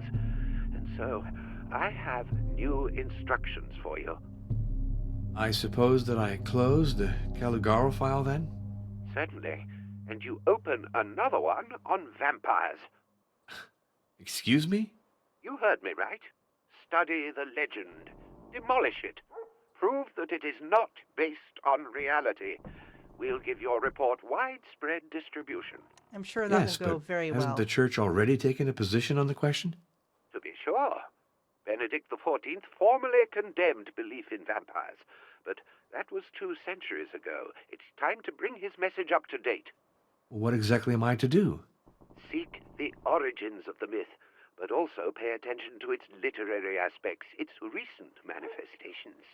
Show that those phenomena that terrorize the naive are either pure fabrication or have explanations that aren't supernatural. Let me insist on one point, Arno. For your research, it's important that you consult the best scientific experts. We need the authority of a doctor and a historian to support your conclusions. Do you think that a rational discourse can vanquish superstition? I know the battle is never definitively won, but it must be fought. I hope the task doesn't seem too daunting for you. Not at all. You're entrusting me with an unexpected job, but a very interesting one. I'll get at it without delay.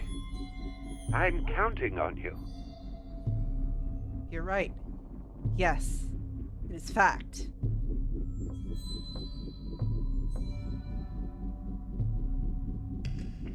The village currently has no priest. Do you think I should celebrate Mass in the church?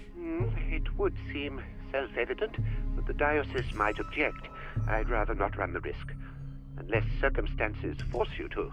If you had to celebrate a funeral mass, for example. Goodbye, Your Eminence. Be well, Arno.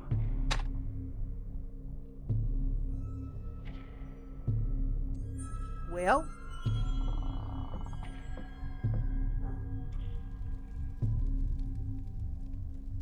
still looking good.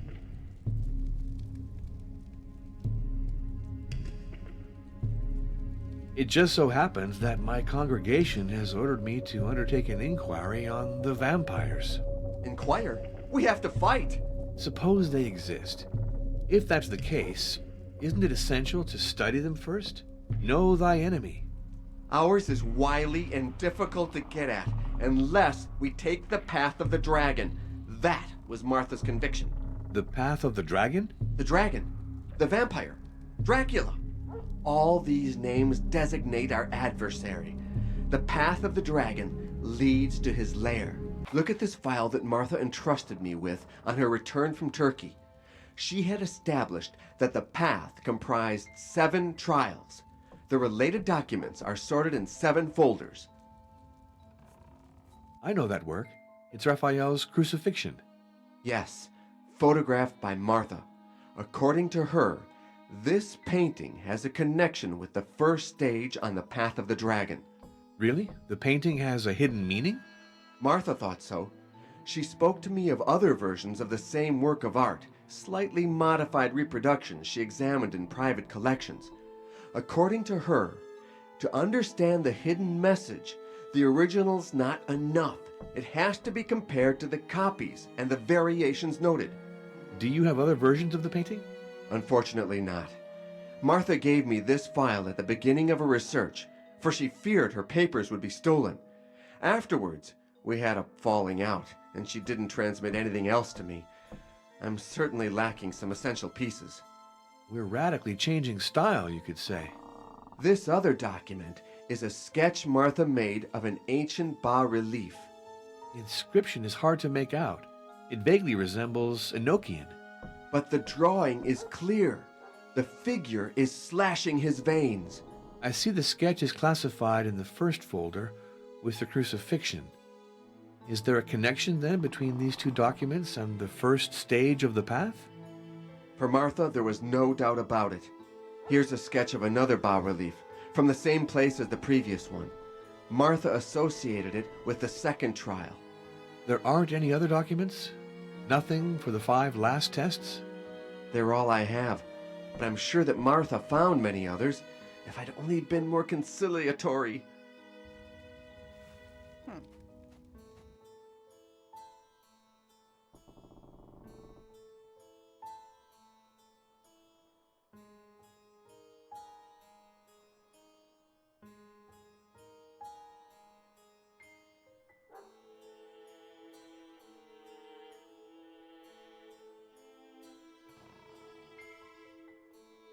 Found the piece of Eden. Don't worry, I'll be getting back to Assassin's Creed after this, but this is a nice little spooky diversion. So the first...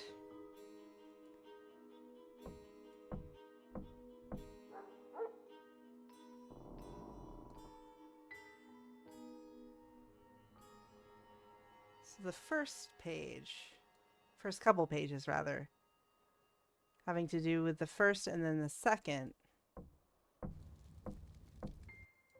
We've got the crucifixion.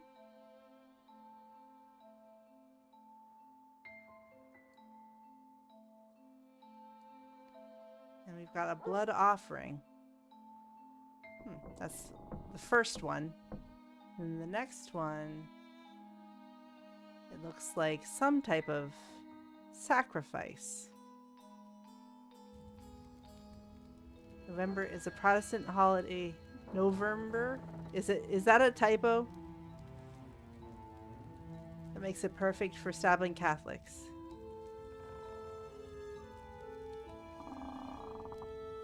Yeah, okay, that was a typo. November. Oh my god, November. Okay.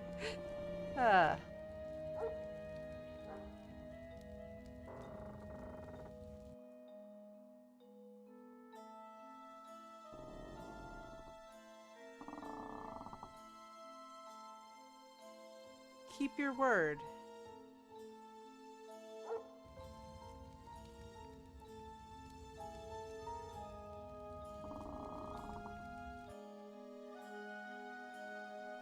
Dr. Florescu came by. She asked for you to go to the dispensary because she needs blood donors, if you're so inclined. Fine, I'll go there. I went to visit the ruins of the Castle of Twilight. Did you like that? Me, I never go up there. Anyway, with my legs, it ain't possible anymore. Do you know if legends about vampires go around the village? Those ain't legends, Father. Begging your pardon, but you shouldn't talk about those things. It brings bad luck. Tell me, Father, do you think Martha will be sanctified? Do you mean canonized? Yeah, that's it. I hope she'll be canonized. A saint and a pilgrimage. That's what Vladivista is missing. That'd sure make people come, you know. I haven't the heart to tell him the truth. Oh my god, Assertion's curd. I'm not going to talk about St. Judy. In fact, we're not going to talk about St. Judy at all.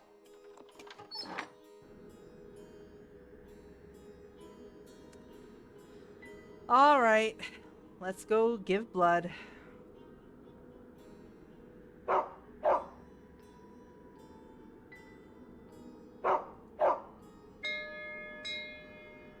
in! It's open!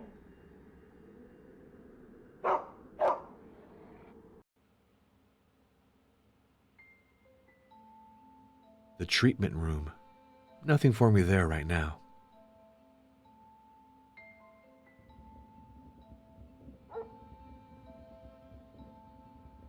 Thank you for stopping by. I noticed that my blood stocks were really insufficient. Would you let me take a sample of yours? Certainly. I was a priest medic during the war. I saw many lives saved thanks to transfusions. Oh, so you're a nurse as well. Then you'll be able to do it yourself. Great. I have to rush off to see a patient on the other side of the village. Oh, what exactly do I have to do? Draw your blood and place the bottle in the refrigerated chest. The combination is easy to remember. The date the dispensary was built. They're coming to get me. I have to go. Could you mark your blood type in the analysis reports? And also determine the types of the last 3 donors? I didn't have time to run the tests. Oh yes, and if the phone rings, please answer. See you later.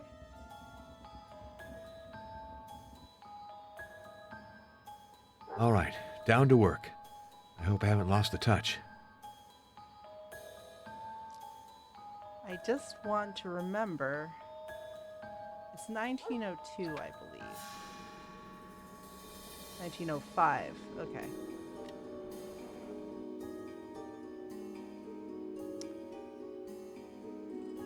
I have to sterilize this equipment before I use it.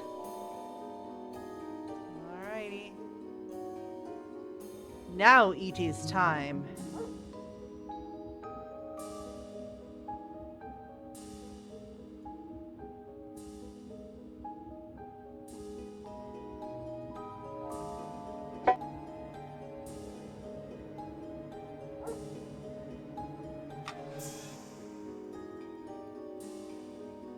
of wood. Alright, so that's going.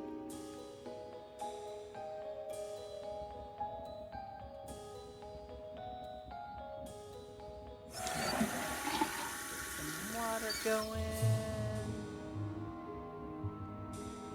Gotta boil water, stat.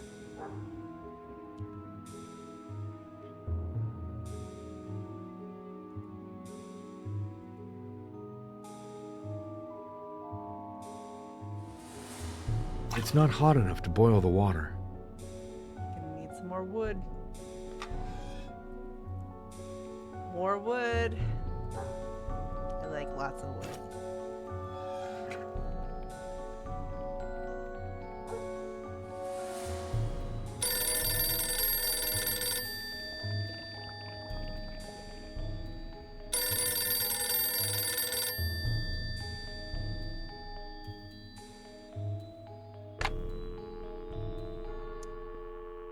Damn it. Too fast. Too slow. Too slow, too fast. Got him.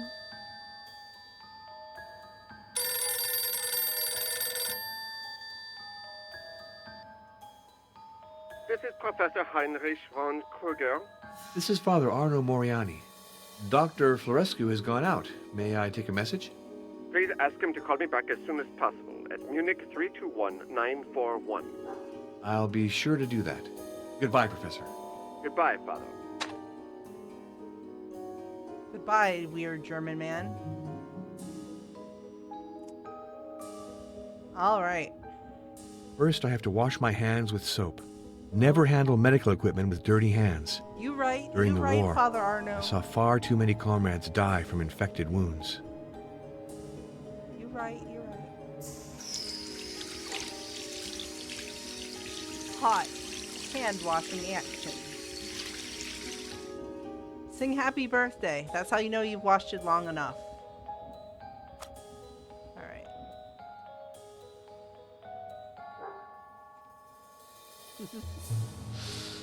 All right.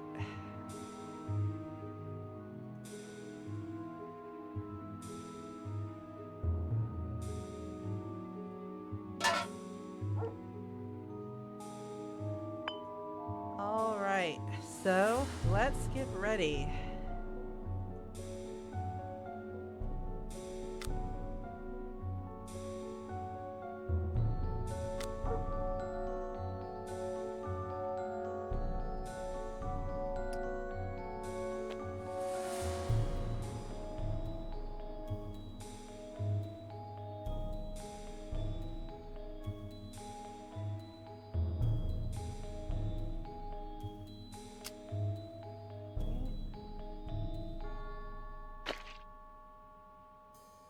Oh, good.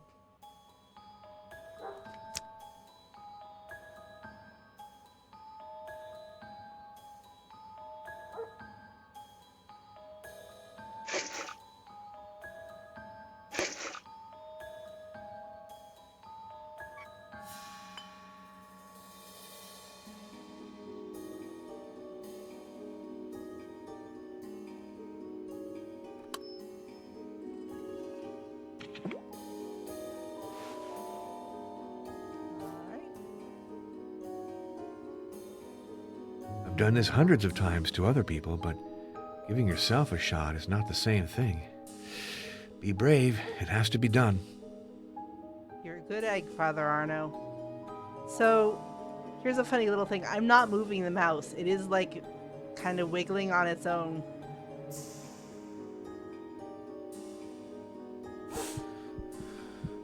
That's the right place. All that's left to do is press the needle deep into the vein.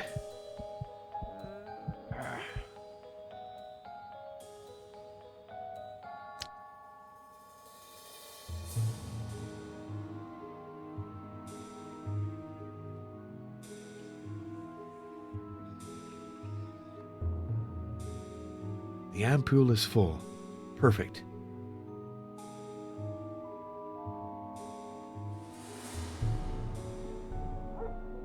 Now I have to store the bottle of blood in the refrigerated cabinet.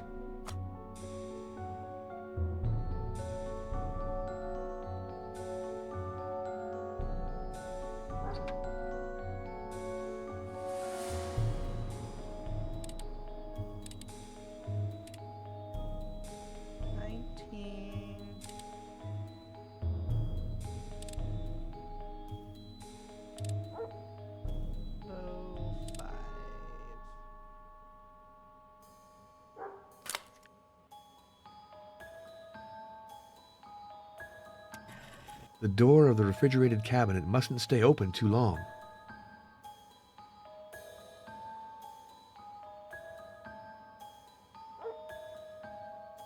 Now I have to figure out my blood type, as well as that of the 3 last donors, and update the analysis reports. All right.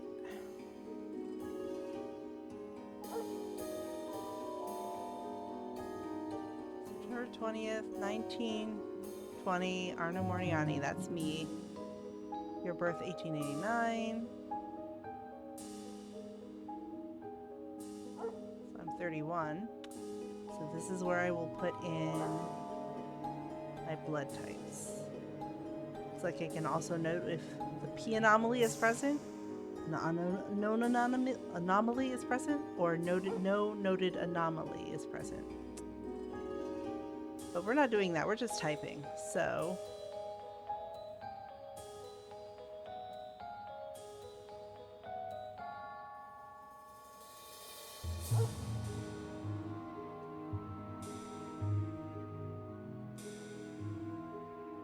what's about Janos Peckmester?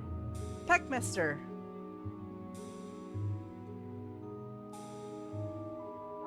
Ianel Martinescu, Schoolboy. That's Review Bra.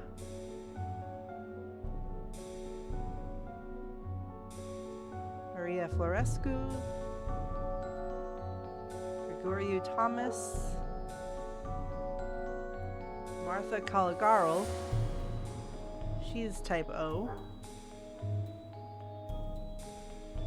Jordan Michu. That's the Sexton. Gravedigger.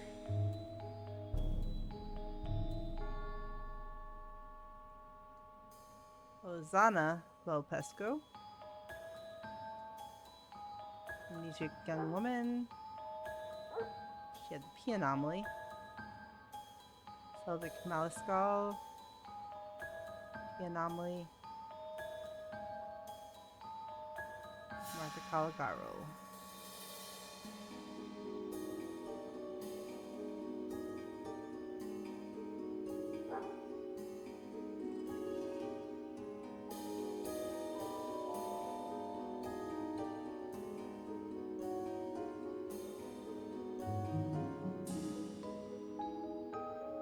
Alright, so let's get ourselves some blood typing.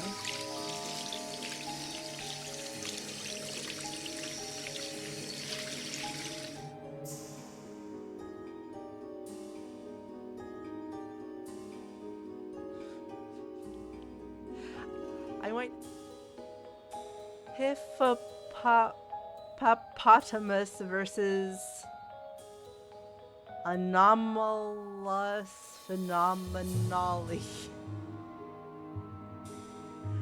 Sorry, I was having a stroke. Okay. I'll also watch this.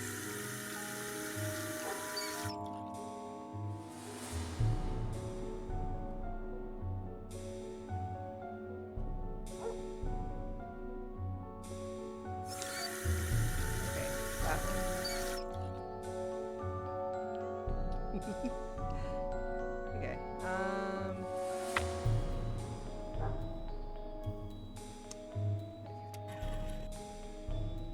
Let's just leave the bottles in the cabinet.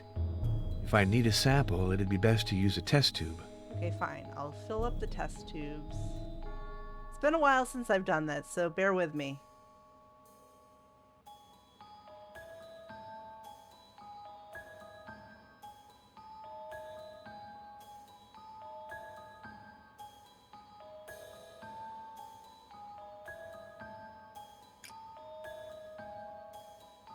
We need a test tube. Here we go. Test tube. Test tube. That was in the wrong order.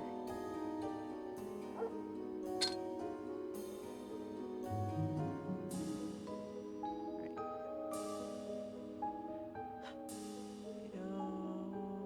What are the last 3 I need to do?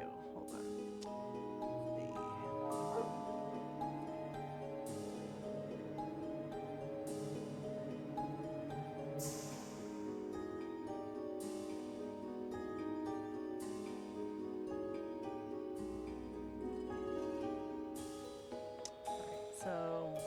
myself, and then the last three. So Arno, Stefan Luca, Janos Peckmester, and Ionel. Okay, so 11, 811, 812, 813, and 814. So.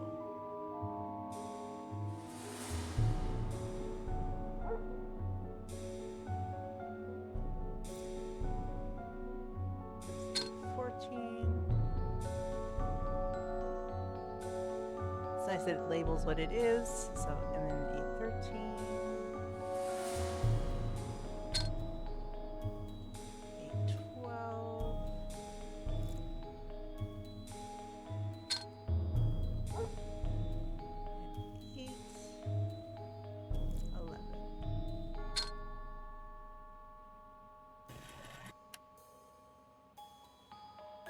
So.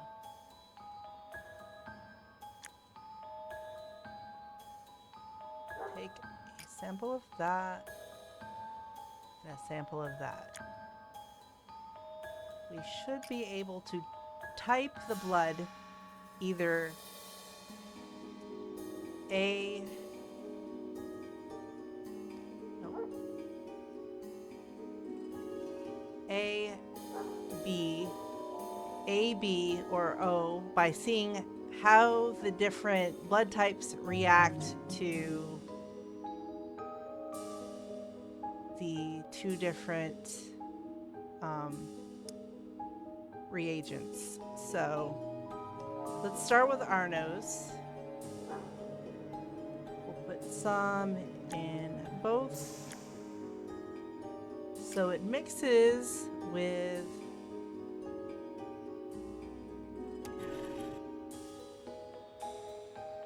the blue reagent. It doesn't mix with the blue reagent, but it mixes. No, it doesn't mix with the yellow one, but it mixes with the blue one.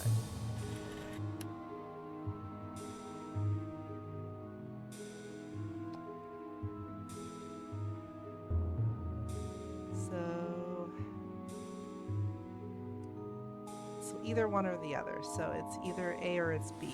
So I'll just put A, and we will check. We'll just do the opposite if it's not that one.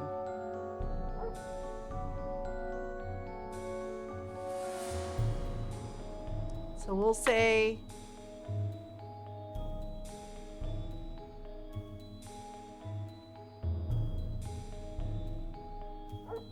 that if it doesn't mix with yellow, it's type A. If it doesn't mix with blue, it's type B.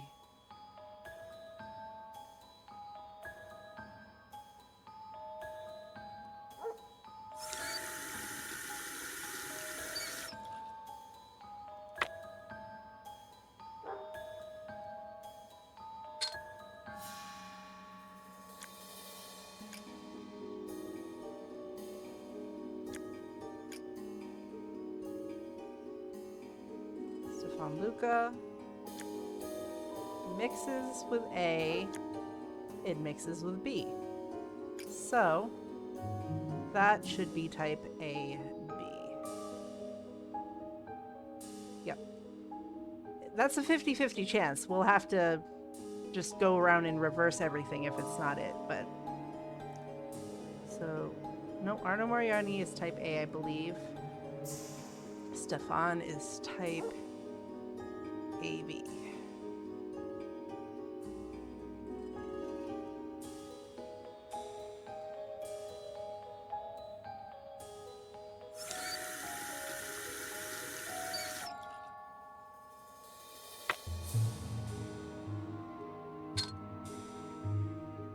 I know this is kind of a tedious puzzle, but it's the kind of nerdy puzzle I like, so bear with me. Alright, next we have Janos Peckmester. Doesn't mix with A. Mixes with B.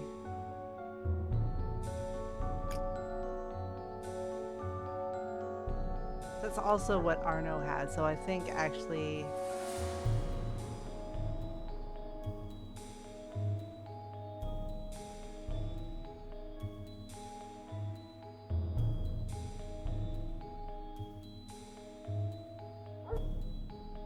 Just say A and I'll switch it to B if it's not.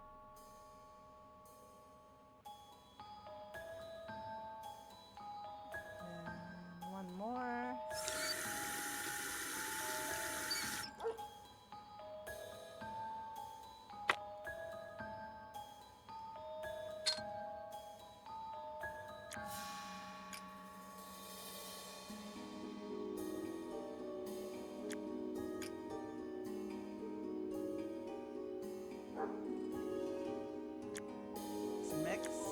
Doesn't mix, so he's type O.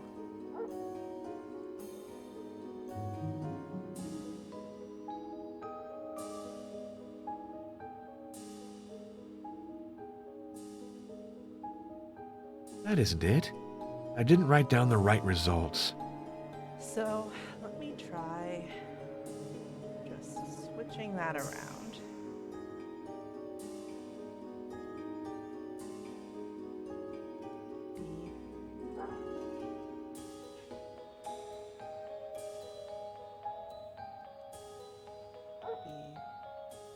That isn't it. I didn't write down the right results.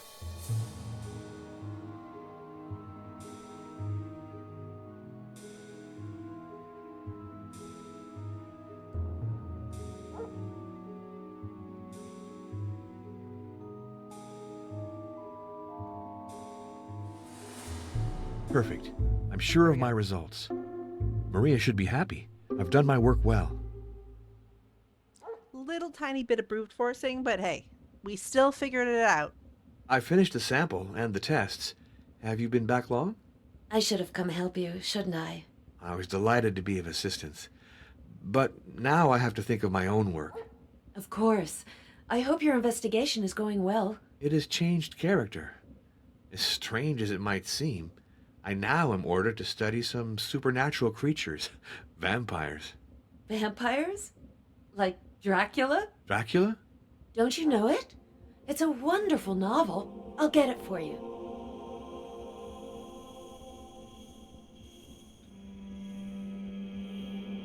Look at this book. It's Dracula by Bram Stoker. Oscar Wilde said it was the most beautiful novel of the century. What a massive novel. Let's peruse it to see if there are any interesting parts. Page 1 of 546. We got the whole novel here, baby. Jonathan Harker's journal. Interesting.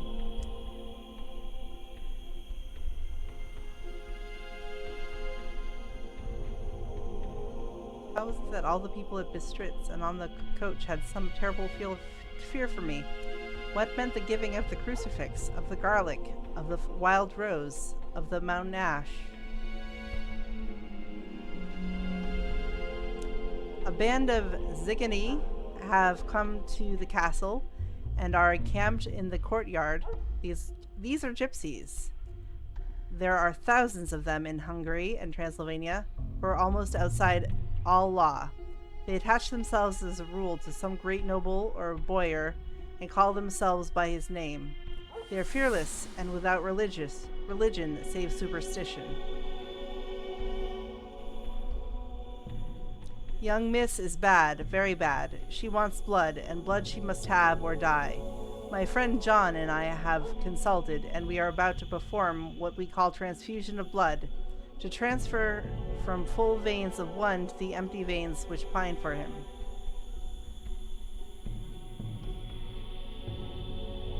As he did, so the narrow black velvet band, which she seems always to wear around her throat, buckled with an old diamond buckle which her lover had given her, was dragged a little up and showed a red mark on her throat. It is the entire novel. So, tonight we're just going to read the entire novel of Dracula. That's the stream.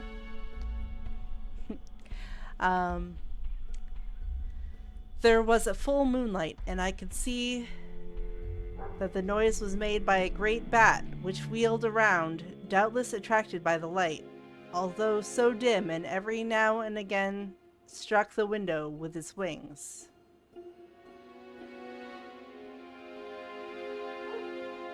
There are always mysteries in life. Why was it that Methuselah lived almost 900 years, and old Parr 169, nice, and yet that poor Lucy, with 4 men's blood in her poor veins, could not live even one day?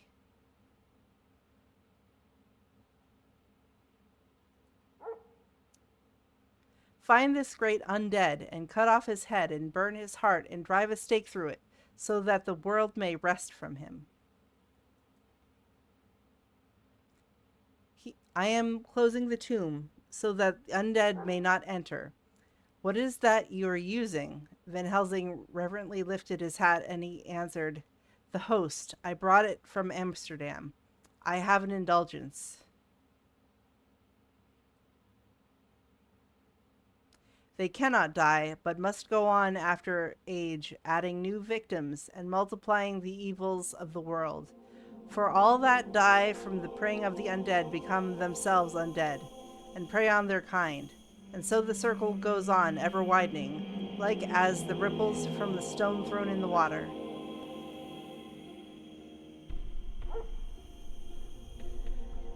The vampire which is amongst us is of himself so strong in person as 20 men.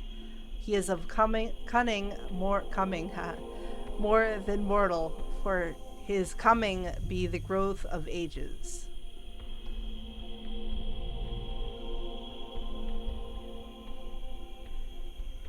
He throws no shadow, he makes in the mirror no reflect.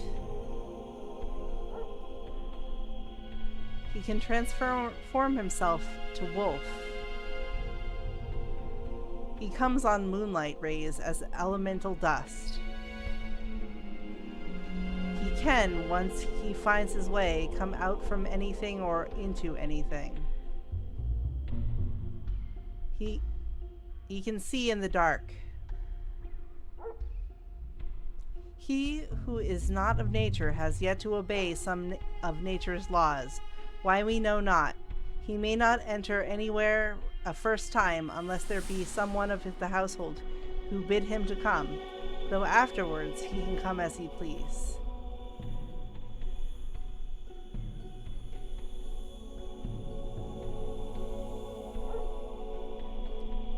Then there are things which so afflict him that he has no power, as the garlic that we know of, and as for things sacred, as this symbol, my crucifix. But he is clever. I have asked my friend Arminius of Budapest University to make his record, and from all the means that are he tell me of what he has been. He must indeed have been that voivode Dracula, who won his name against the Turk, over the great river, on the very frontier of Turkey land.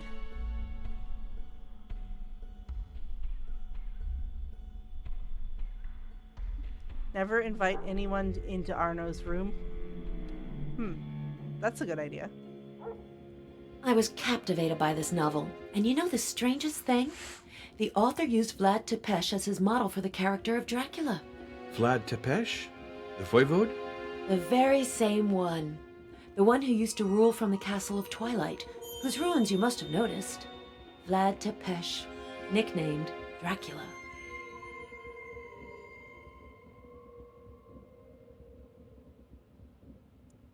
Professor Kruger called while you were out. I can guess what comes next. He wants me to call back as soon as possible. You don't really want to, if I'm not mistaken. Professor Kruger is a great scientist. He worked with Martha and now insists on me continuing her research. But I haven't a research scientist's That's a classic soul. of the 90s. Anyway, it's too much work. Now, isn't that a shame? Oh, please, Father, no sermons. I promise that I'll take it upon myself to finish the analyses he wants from me.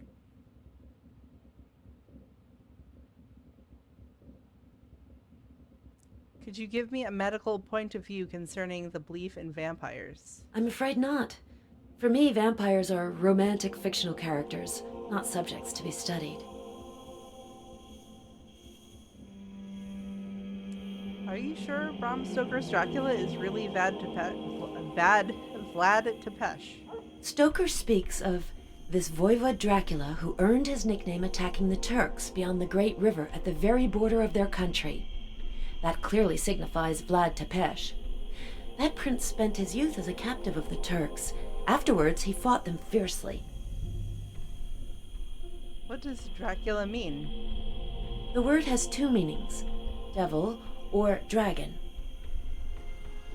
Did the novel Dracula have much success? It's been translated into every language, and I've heard that the director, Murnau, is going to do a film version, but I don't know if I will have the opportunity to see the movie. I met Stefan Luca. I like him. One day he came to the dispensary and took a picture of me. He gave me some prints. I'm just going to pronounce it the way everyone recognizes it. Janos Peckmester, a history student, is staying at the inn. I know him. He came to the dispensary too, to give his blood.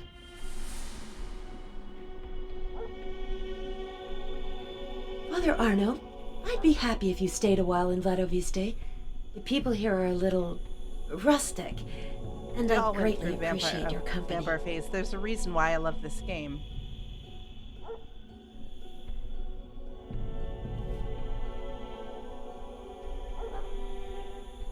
The treatment room. Nothing for me there right now.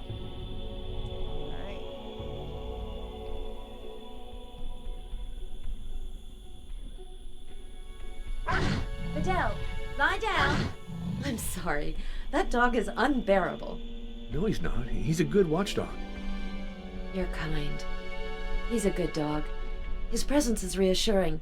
He keeps prowlers away, and any cats or foxes who might attack my birds. Good boy.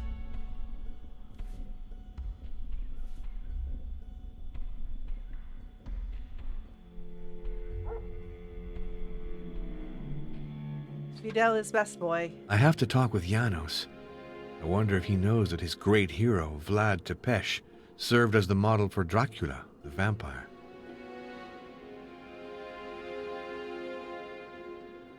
Alright, well, let's go back up to the Castle of Twilight.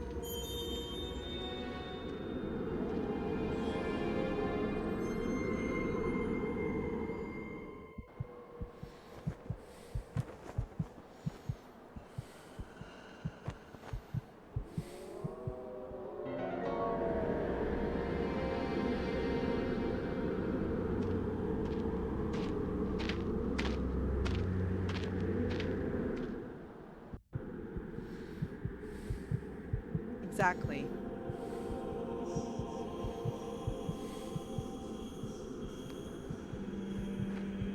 Hello, Janos.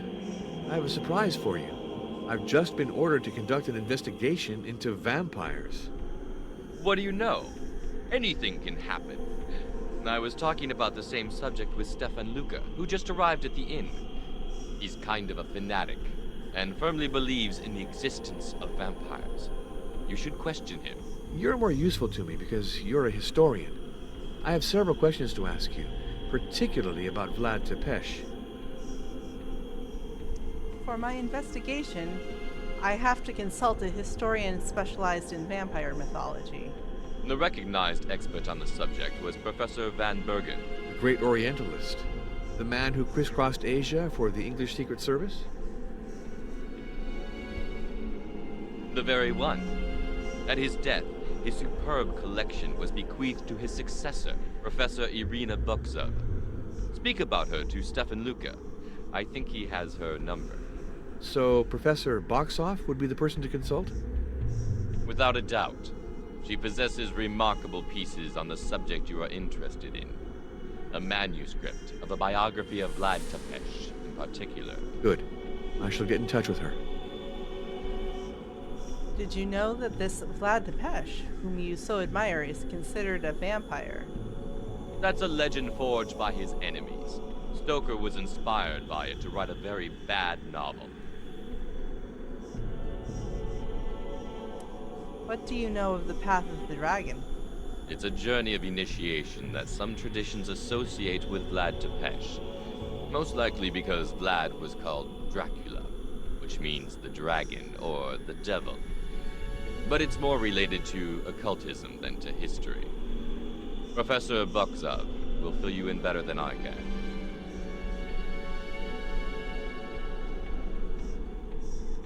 I've visited Dr. Maria Florescu. I assume she took some of your blood? She gets everybody to contribute. These ruins are impressive, aren't they? Imagine Hear this more about the edifice before the erections. war, when the erect ramparts had been standing for centuries. Yep, those are pretty erect.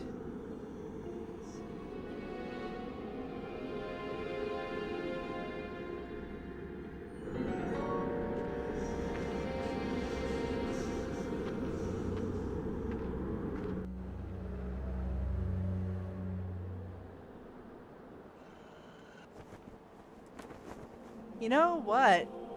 This would be a great conversation to have about Dragon Quest 7 and 8 and all that. That would be a great conversation to have at valiantgamers.com. You should definitely start a thread there talking about it.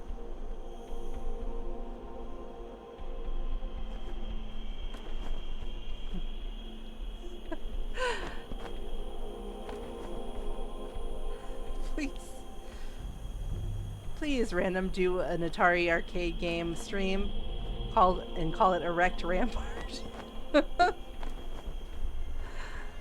A succulent JRPG?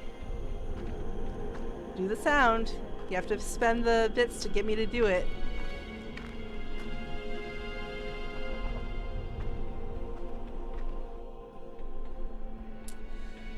Alright. So let's talk to Stefan Luca. Greetings, stranger. Hello, I'm Father Arno Moriani. I Fuck am you, Luana, random. the gypsy. Tell me, priest, do you want to know the future? I'd prefer to ask you about the past and the present. Alright, I will do them in order. Eating a meal? A succulent Chinese meal? This is, ladies and gentlemen, this is Democracy Manifest. And get your hands off my penis! And who is this?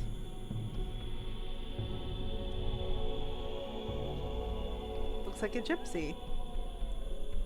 Not a perfect rolling R, but thank you. Did you know Martha Caligarl? Yes. She did not choose an easy path. Oh!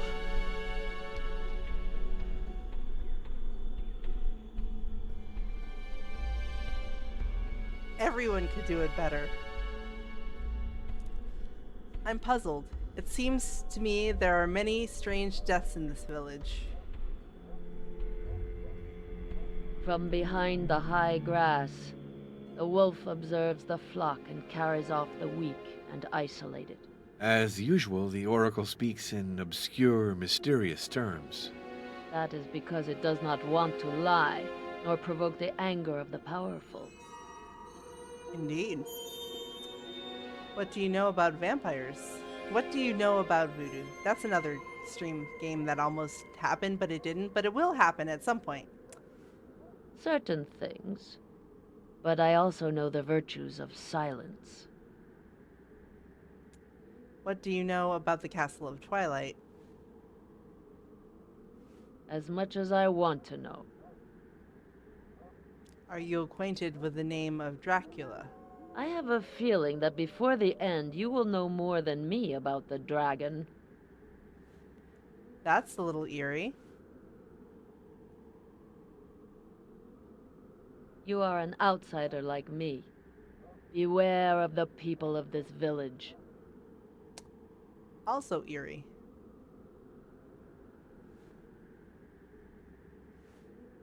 Dice and cards. Hey, priest, do you want to play? Yes, on the condition that we don't wager money. You want to play for nothing? That's not my custom. but I am curious to see how you manage. Let's play now. Examine the dice carefully before you play. Alright, so we got 7 with 1 on opposite sides.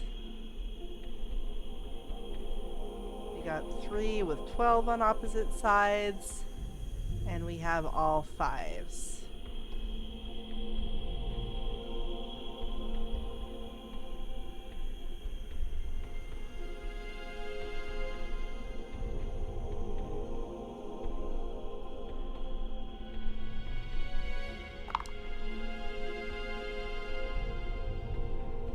You only throw 1 die.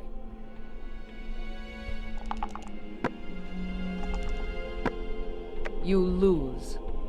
Okay, so you have to get one. Higher one. I guess.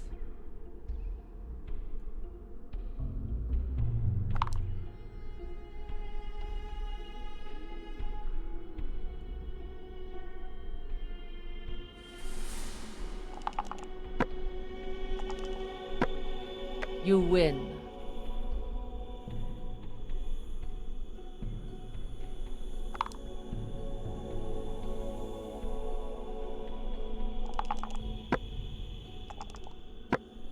You win.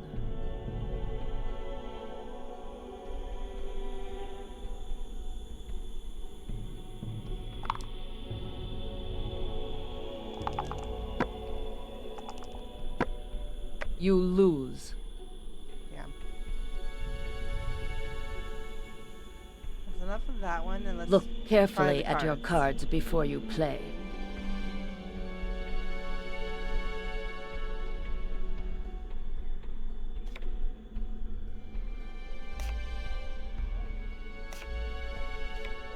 That's red on both sides. That's black on both sides. And this is one or the other. What is the color of the hidden side?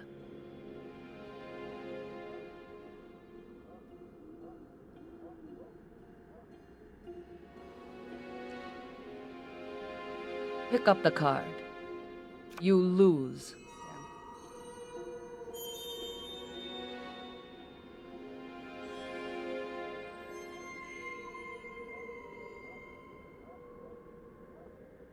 Pick up the card. You lose. This one's harder.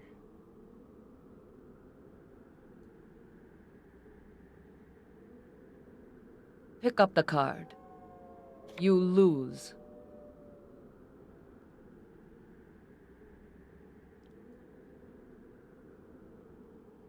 Pick up the card. You win. Alright. That's enough of that for now.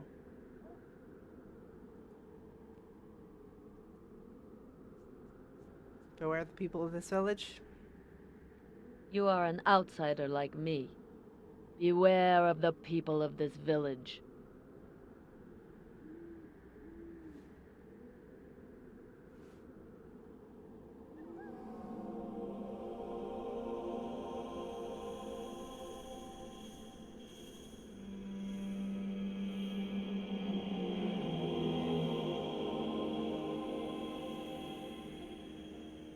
You win. Oh,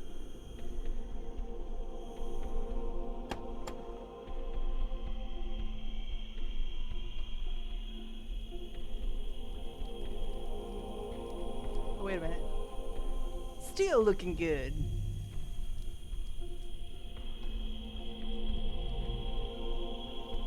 Father, we have to follow the path of the dragon. Let's go to Turkey. Since Martha went there, together we'll succeed.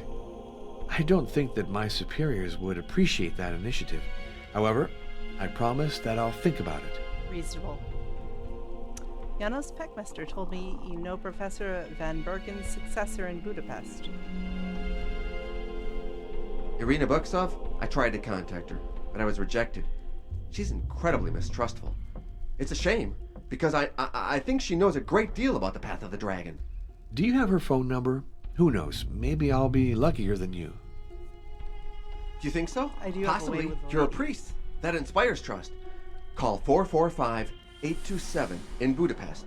But whatever you do, don't say you know me. Aw. You told me you had a falling out with Martha. One day, I found her in a state of shock. She wouldn't tell me anything, but I understood that she had been threatened. I told her she was taking too many risks. She wasn't listening to me, so I got angry. She answered that she'd do without my help, and she never spoke to me again about the path. It was stupid of me. If I'd backed her up all the way, she might still be alive. Today, it's my duty to finish what she began. Alone, if you won't help me. Why this document gathering, this meticulous classification? Martha said it was the only way to discover objects and symbols related to each trial. She added that without that knowledge, it was impossible to attain the end of the path. Where did Martha find her documentation? She haunted public and private libraries.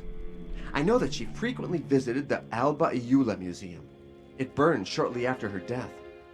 I have a feeling it wasn't by accident. Have you returned to the dispensary since Martha's death? I went to give blood at the request of Dr. Maria Florescu. You didn't try to recover any documents? What's the point in harassing young Maria? I'm sure there's nothing left of Martha's archives. Our enemy has had plenty of time to destroy them.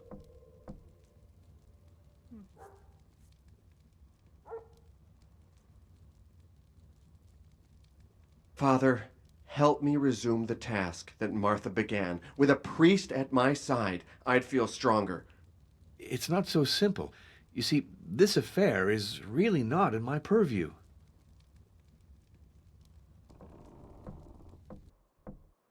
All right, well, let's call Professor Boxoff.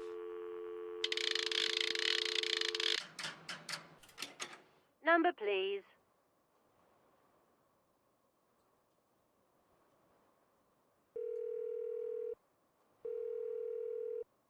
This is Irina Boxoff.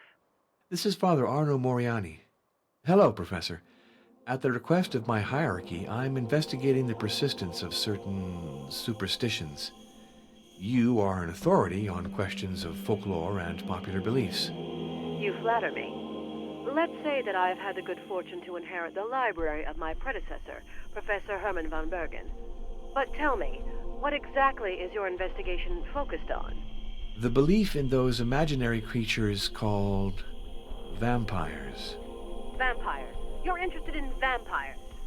Just to demystify them, the Catholic Church wants to fight this superstition. I have serious reserves about getting into the subject. I am in great demand, you know. Could you be more precise about the framework in which you're conducting your inquiry? I was entrusted with it by Monsignor Felicio Briganti of the Congregation of Rites. If need be, you can contact him by calling Vatican 63. Your references are serious. I'll accept to help you, Father, but I don't trust the telephone. Could you visit me at my office in Budapest? Certainly. As early as tomorrow, if it's all right with you. Very good. I'll expect you. Oh, I forgot. I was told that you possess a volume related to my inquiry. A biography of Vlad Tepes? That's true. Professor von Bergen left me Michel Beheim's account in verse. It's a 15th century manuscript, very precious. But did you know that the German prose version was reprinted in 1905? It's a brochure entitled Geschichte Dracula Vida, brought out by the Friends of the Vatican Library. Published by the Friends of the Vatican Library?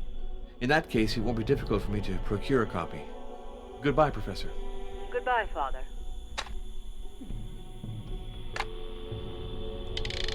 Let's let Monsignor Briganti know. Number, please.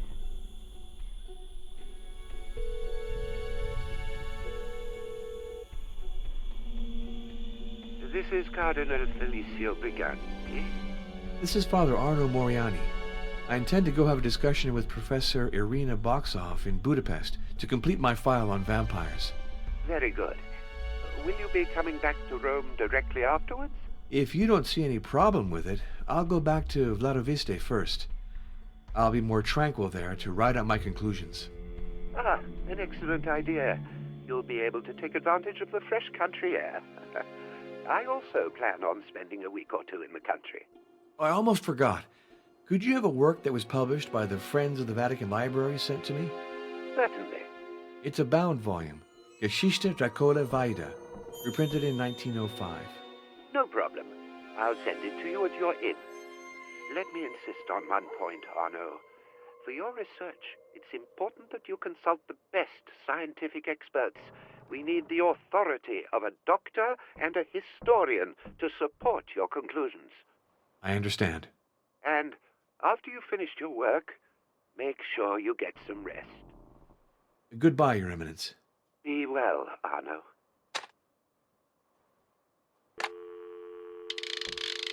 Well, we did Number, talk please. to Dr. Maria. She said she would not be the scientific expert. The only other scientist we know is Professor Heinrich von Kruger, so maybe he can help. Alba Eula, put me through to Germany. Munich, 321941.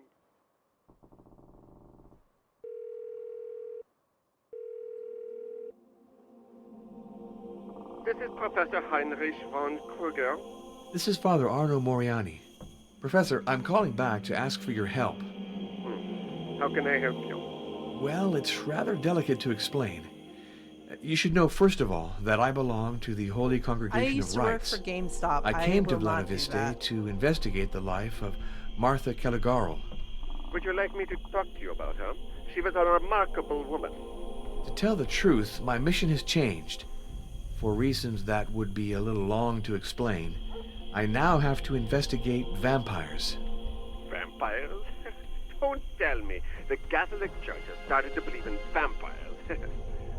On the contrary, my superiors want to combat this belief. They're alarmed to see how resistant it still is in the 20th century. Yeah, very good. If it's to fight superstition, you can count on my assistance. It will be invaluable to me, for I need the viewpoint of a scientist on the vampire myth. Do you realize this is the very subject of the research I was carrying out with Dr. Caligarl? We discovered a disease, the P syndrome, whose symptoms are quite similar to those attributed to the victims of vampires. So the legend is based on specific medical facts. Yes. I managed a GameStop for many, I want to say about 5 years. I got asked the Battletoads questions quite a lot.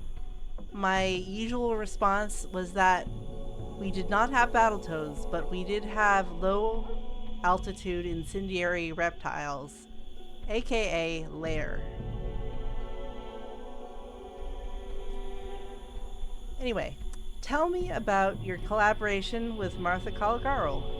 Dr. Caligarl contacted me when she was caring for a patient called Marescu. His granulocytes showed a very curious anomaly. She sent me a blood sample by carrier pigeon, and we worked on this case together.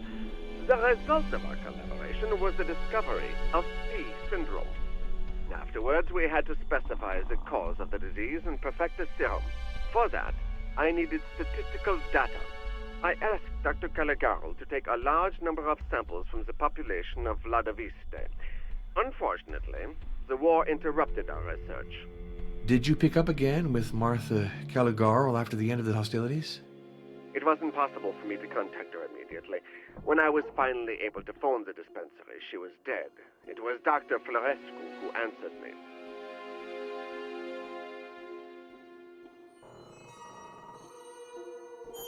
Do you think Dr. Florescu has the competence needed to continue Martha Caligarl's work?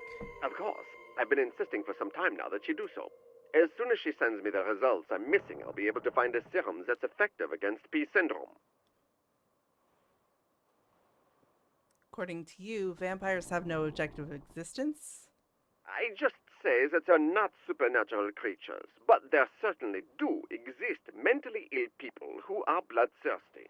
Look at Countess Elizabeth Báthory, who in the 16th century bled to death hundreds of young girls before she was walled up alive in her Carpathian castle. In addition, as I mentioned, patients afflicted with the P syndrome suffer from very odd physical and psychological disorders that make them resemble the victims of vampires. Certain of Dr. Caligaro's patients behaved in a very strange. Certain. I don't know if that's right. Certain of Dr. Caligaro's patients behaved in a very strange way. Oh, what did these patients do? They went out alone in the night, as if they were answering a call. They ripped off the garlic necklaces the doctor had placed on them. Somnambulism, allergy to garlic. Those signs are most likely associated with P syndrome, as are pallor, drawn features, anemia, and other symptoms we haven't yet discovered. Wow. Have you read Dracula by Bram Stoker? Unfortunately, yes. What an abominable novel. You're too severe. That's not what Oscar Wilde thought. I won't tell you what I think of Oscar Wilde, and I'll limit myself to the novel. It's a tissue of inconsistencies. Let's see. Stoker affirms that those who die as victims of a vampire should become one in turn. So at that rate, vampirism should spread like an epidemic, with a growth rate faster than Fibonacci's famous immortal sequence. In a first stage, all of mankind would be vampirized, and then, in a second, the vampires would also disappear, not having any victims left to feed on. So Stoker's hypothesis is therefore perfectly absurd. No species can live without regulation. Apparently, you really didn't appreciate Stoker's work. Stoker considers himself a historian and a scientist, but he's just an oddball. His novel is a collection of implausibilities. Take the character of Lucy. That woman, he keeps saying, is getting better, until she just dies. A victim of Dracula, she's treated by transfusion. Blindly, of course, because at the time, we knew nothing of blood types. In those conditions, what are the chances the patient will accept the donor's blood? About 1 out of 3, if my recollections are good. Nonetheless, in desperate cases, it's worth the trouble to try. Certainly. But the good Professor Van Helsing, who is always described as a genius, repeated the operation with 4 different donors. The chances of survival for that poor Lucy then fell to less than 2%. It's probably the transfusions that killed her, and not Dracula. Let's get back to Van Helsing, supposedly an expert on vampires. He teaches us that they can read minds and change into bats. However, he's not worried about finding one of the latter at the window of the room in which he's holding a meeting. And then he seems so surprised that Dracula knows his plans. The naivety of that character is irritating. Did you know that the director Murnau is going to shoot a movie based on the Dracula novel? Yeah, I know the work of Murnau. They call it expressionism.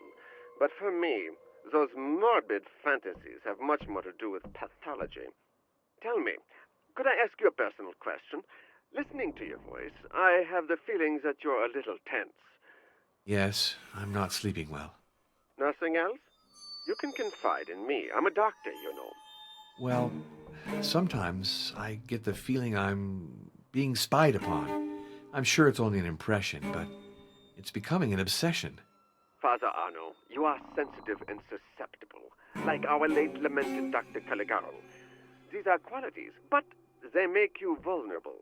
Above all, don't let your imagination govern you. That's good advice. Thank you. I'll try to follow it. Goodbye, Professor. Goodbye, Father.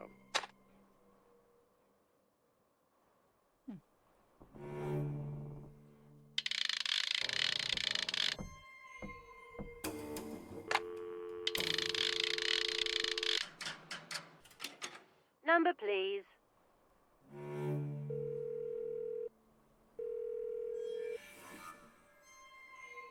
This is Cardinal Felicio Briganti. Excuse This me. is Father Arno Moriani. Do you have Let me Battletoads? insist on one point, Arno. For your research, it's important that you consult the best That's a scientific fan experts. request right there. We need the authority of a doctor and a historian to support your conclusions. I understand. And after you've finished your work, make sure you get some rest. Goodbye, Your Eminence. Be well, Arno. All right. Still looking good.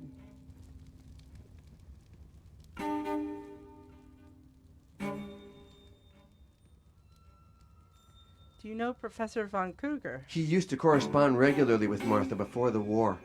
He didn't believe in vampires. According to him, the victims were sick people who needed to be cured. Martha shared his opinion at the beginning. It was during the war that she understood the truth.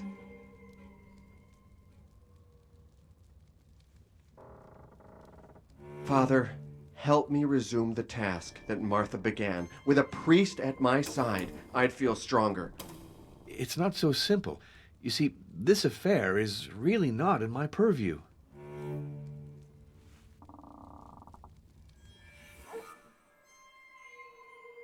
Ozana, I'm leaving for Budapest for a day or two.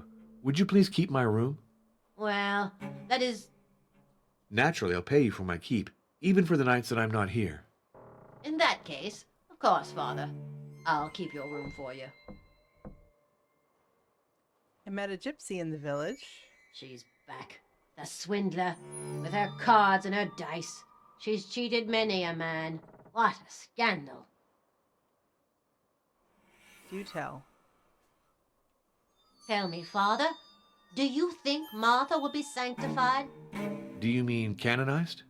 Yeah, that's it. I hope she'll be canonized.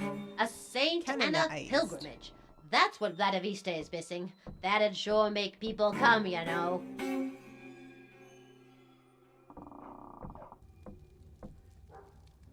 All right. Father, help me resume the task that Martha began. With a priest at my side, I'd feel stronger. It's not so simple. You see, this affair is really not in my purview. All right. Well, I'm going to Budapest.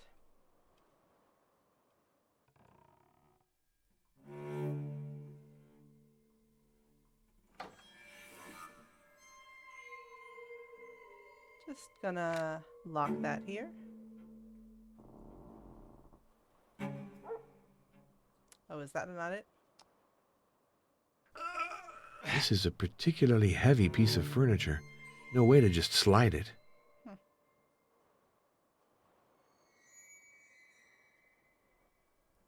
Must be something else left to do.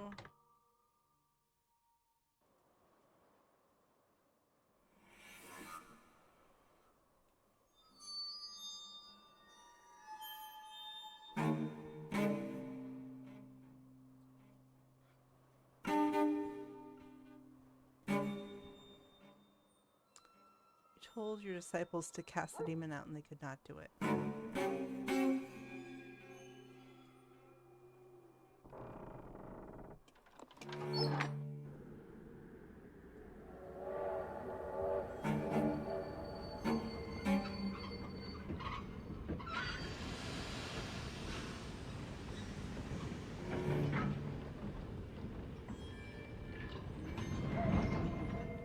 To Budapest.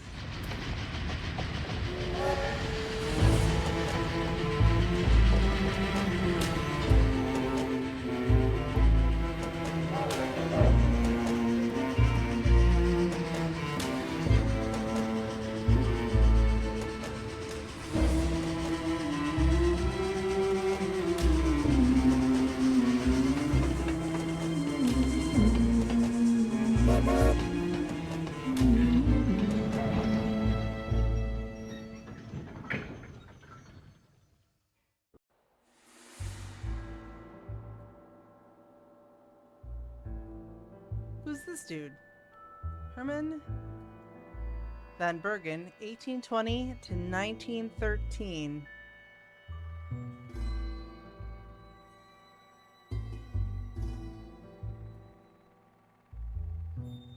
I won't go in without knocking.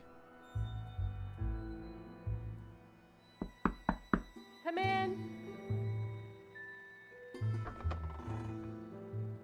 Father Arno, I presume? You didn't have too much difficulty finding my office? No. The concierge told me what I needed to know. You have a wonderful place. All the art objects surrounding me were bequeathed by my mentor and friend, the late Professor Herman von Bergen. I know his reputation. He was a great traveler. And a distinguished scholar. But tell me, did you have a pleasant journey? Yes, thank you. I admired the Transylvanian landscape, then I fell asleep. And you've come from Transylvania? From Vladiviste, to be precise. The homeland of Vlad the Impaler. You made the right choice of locales to investigate vampires. Herman went there too when he was young. I'd be curious to know why Professor Van Bergen went to Vladivista. He never told me. I've had various hypotheses, of course, but I must confess, the question intrigues me. And to think that the answer might lie behind you. The personal papers of Herman are in this strongbox. He died suddenly, and didn't have the time to give me the code for opening it. Can I try to open it? I'm no expert in the matter, but with a little luck. Gladly. I'd be very grateful if you managed to open Herman's strongbox. Vespera.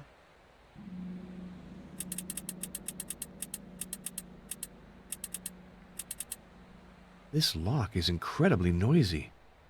Or has my ear become more sensitive? Interesting.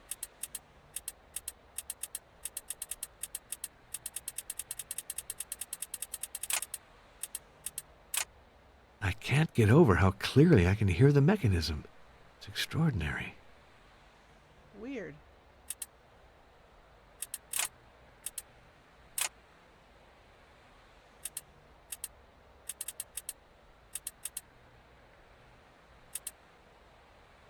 Weird.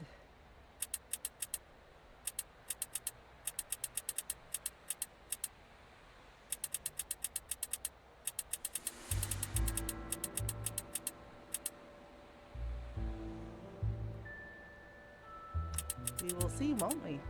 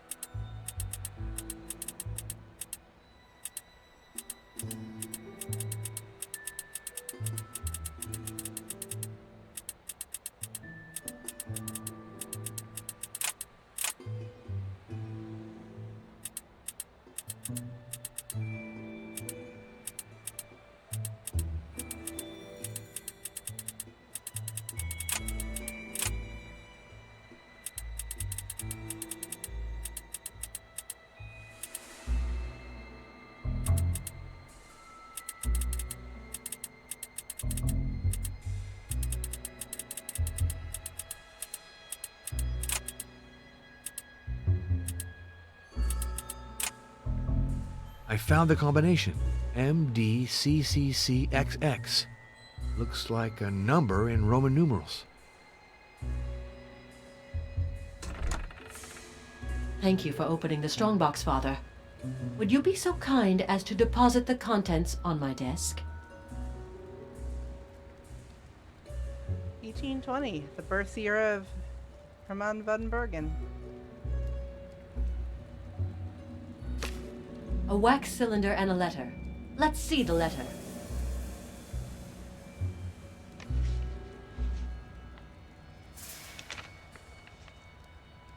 Very interesting. Are you familiar with the name of Bram Stoker? He's the author of Dracula. I had the opportunity of perusing his novel. This is a letter from Mr. Stoker addressed to Herman. Read it, please. March 3rd, 1894. Dear Master, I must admit that your last letter caused me some grief. I hereby hope to reassure you, and above all convince you, that I did not misuse the fascinating history that you recounted to us at the Beefsteak Club. Above all, please know I have never doubted the gravity of the matter. It is precisely for that reason that I have found it in a good source of inspiration. I understand that you do not wish to be troubled, since all you did was to perform your duty. However, during that memorable meeting at the club, you most certainly suggested that we employ prudence and discretion, but you did not require us to keep an absolute secret. Why act in such a manner, if not because you wished, in one way or another, to warn humanity against the terrible danger you had to face, or you had faced? And is this not the real reason for which you confided in us? Or, if it's impossible to reveal the naked truth without bringing you any prejudice, what better means of warning our contemporaries against the lords of the night than a novel that reveals their tricks, and especially the means to destroy them? Thus I had reasoned, and that is why I wrote my Dracula, this book of which you disapprove today. Consider, however, that I have moved the action from Transylvania to England, and that I created two distinct characters from your Luciana. In other words, that I considerably altered your story, which, must we note, recounts events that are already 24 years old. Is this not enough to protect you? Luciana, that name sounds familiar.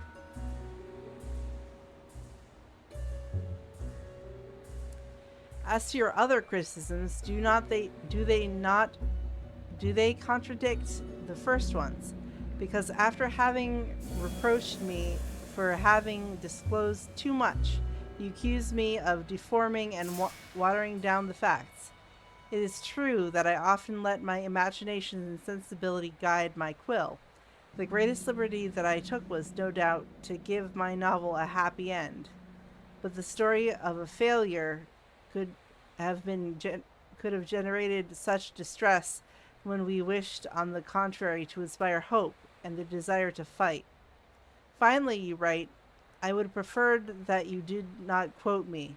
To my deepest regret, in order to respect your will, I have struck out from the drafts your real family name. Will you at least allow me to designate you the Latin form of your name? Arminius? Without that, I would feel guilty of literary ingratitude. Please accept my sincere devotion and admiration, Bram Stoker.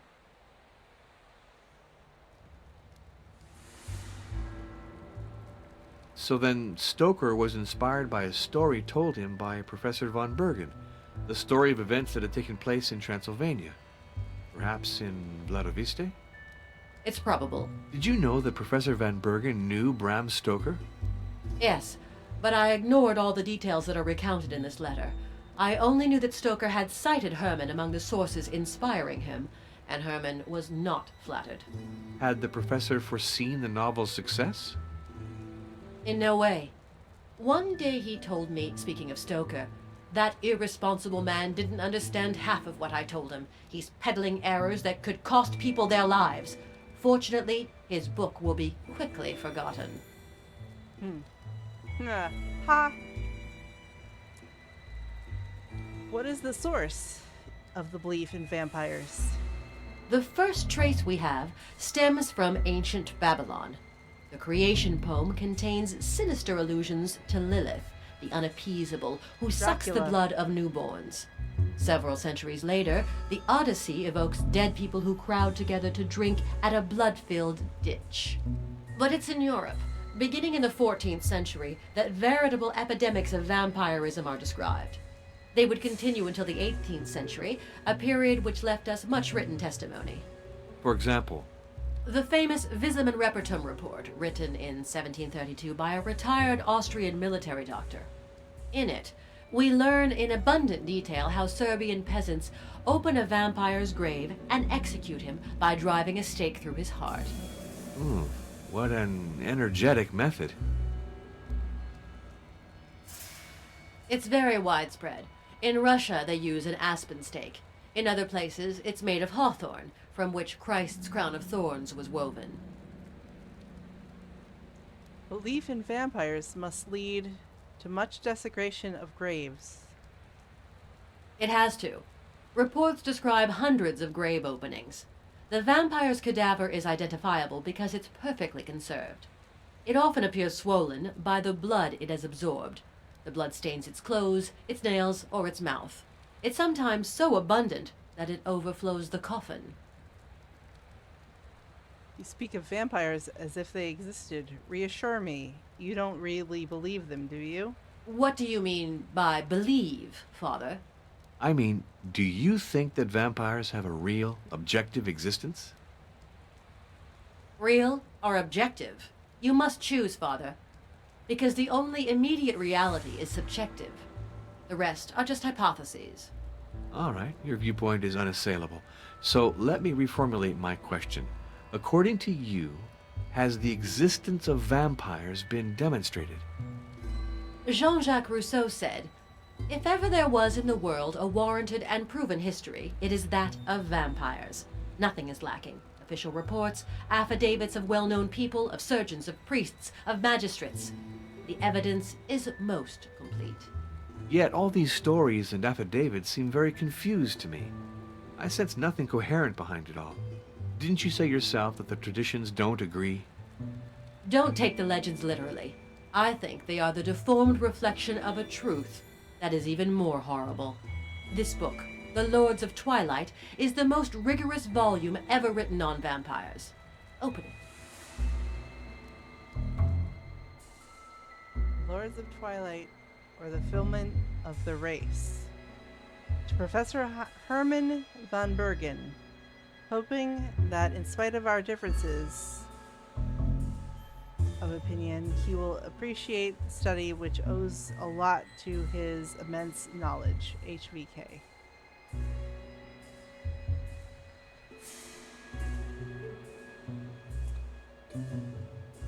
Those for whom the work is intended to know enough about it is not necessary either to demonstrate the obvious facts or to quote the details of my references. I will therefore limit myself to summarizing the facts. Those whom we shall agree to call the superior strangers, or the lords, originated from the human race, live among it, and feed upon it. We know that they do not grow old and that they are almost invulnerable. The almost is important. If the lords can be destroyed, then they must compensate losses due to violent deaths. One way or another, they must reproduce. Reproduction and selection. In numerous species, the reproduction is independent of sexuality.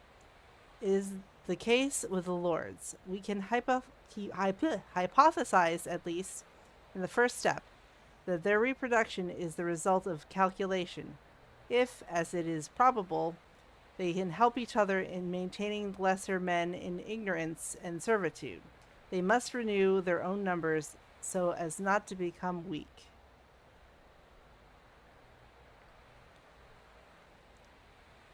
However, the reproduction of virtually immortal species must be strictly eliminated, or the food, the human cattle, will soon become insufficient. Thus, it is impossible to accept that immortality could be transmitted through a simple bite as a contagious disease. Such a belief is constantly refuted by the facts. The manner in which the lords complete their ranks is entirely different. It is a process of selection and co-optation that sources after the 15th century refer to as the Path of the Dragon. This initiatory journey offers to the human being who undertakes it the chance to transcend his condition in order to join the lords. Marked by trials along the way, it finally brings the candidate into the presence of one of them. If it is the latter's pleasure, the human receives the baptism of blood, which confers immortality, that of which a Christian author refers to as the power to live beyond the grace of God. The trials of the Path of the Dragon are at the crossing points of the real, the symbolic, and the magical. They are tremendously selective, and if it happens that the exceptional beings overcome one or two of them without realizing fully the journey they are undertaking, completing it requires total commitment, as an unfailing will, as well as an intangible factor that we may call demonic grace, because no one can become Lord without favor of the approval of a Lord. The path of The path received its name in honor of the most remarkable lord in history, Vlad Tepes Dracula, the dragon. It is therefore certain that this prince traveled the path, and it is highly probable that others later followed it up to him.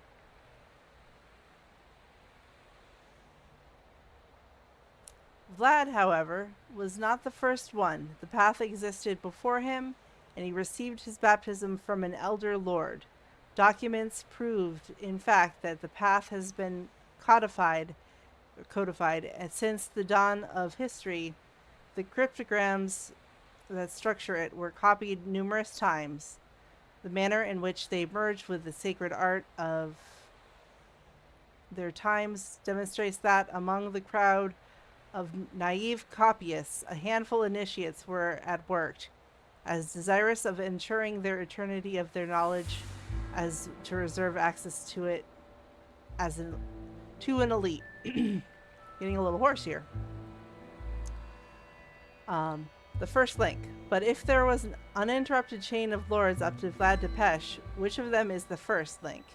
Text as old as writing itself suggests the name of Lilith, the killer of babies, looking like a serpent, the demon of twilight who had been a human being but who escaped the condition by rebelling against God.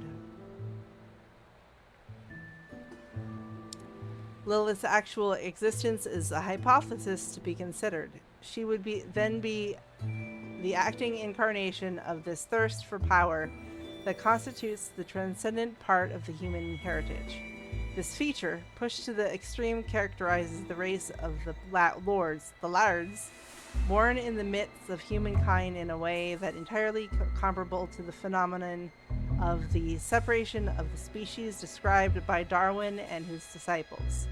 Thus man must engender Ubermensch, the Superman, and not only from a metaphorical point of view, and a symbolical one as the philosopher understood it, but also on the very concrete level of biology and of the balance of powers. Interesting. Now let me read some chat here.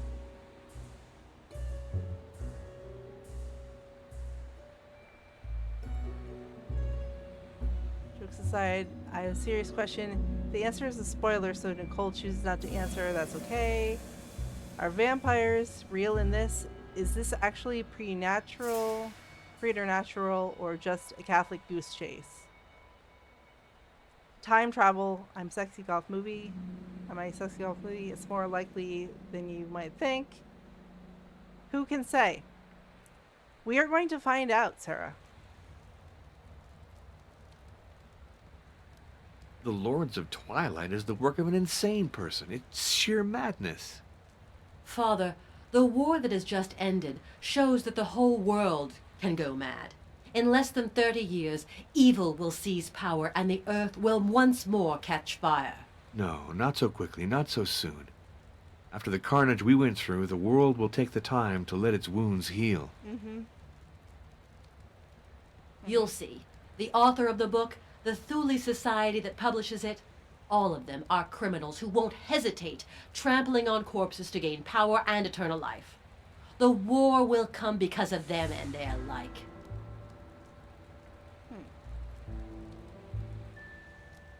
According to the author of The Lords, the path of the dragon leads to Vlad Tepes. That's very possible. Vlad was a cruel ruler, intelligent Thule. and determined. He could very well have made a deal with the devil and conquered immortality. So he would have lived several centuries? To be sure.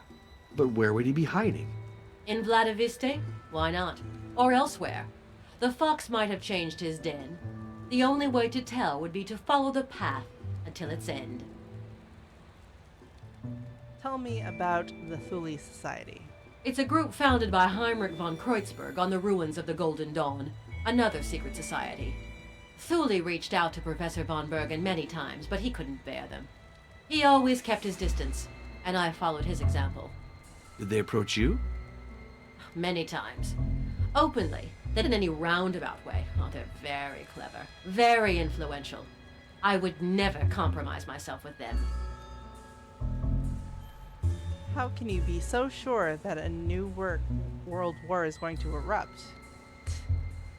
Do you know the hidden apocalypse of Thomas the Greater? Yes, there are those who say it is a prophetic work. Here it is. Open the book, and you will read some astonishing things. This All right. page reveals the origin of the Great War, the assassination of Archduke Franz Ferdinand at Sarajevo. The event that would submerge the world in horror had been announced centuries before in this book. Really? This page, you say? Forget the direction you ordinarily read in. Try to compose words vertically or diagonally. Word search. See? Casus belli. The cause of the war. Exactly. The prophecy contains two other terms that cross the first one. Look for them, and you will find the date and place of the assassination. All right.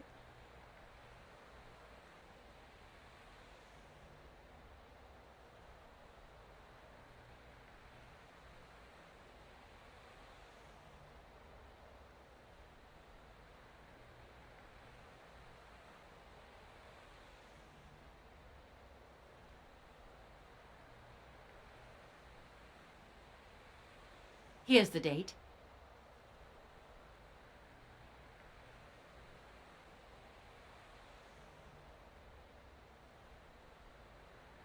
Here's the place. Everything's there.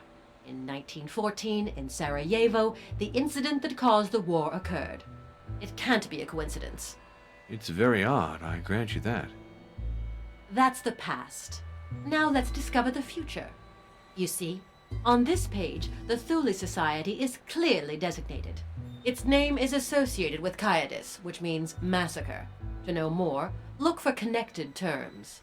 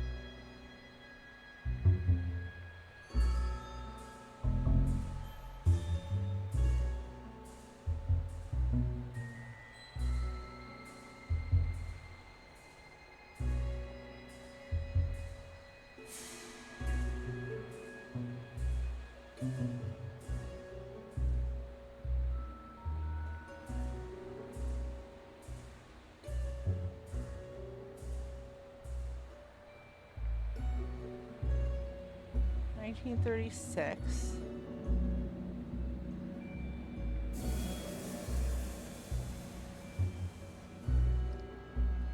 Germania.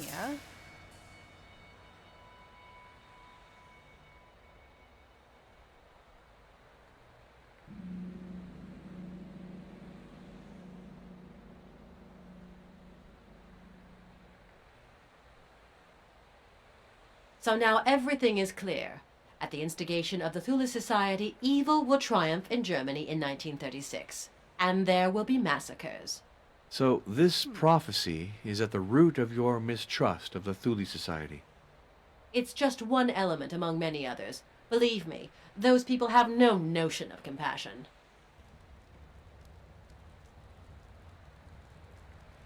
Huh.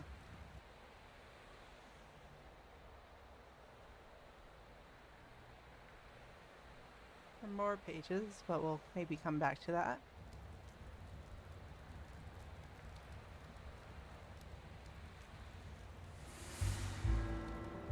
What do you think of this famous Path of the Dragon consist of?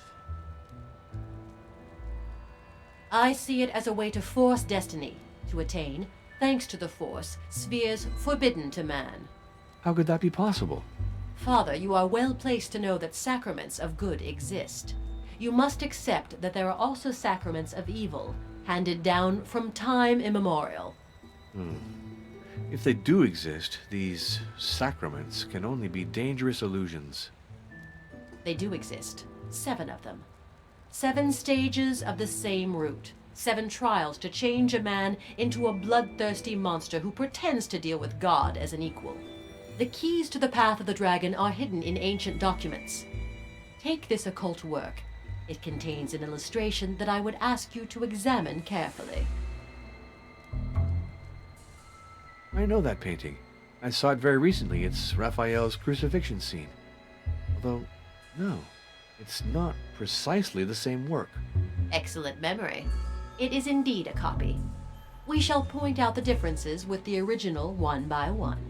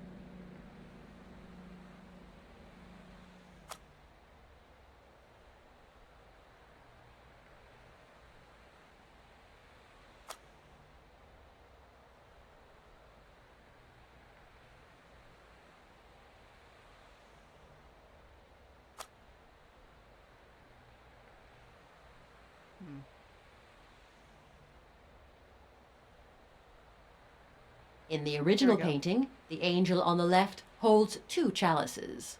To be sure, I remember that very well.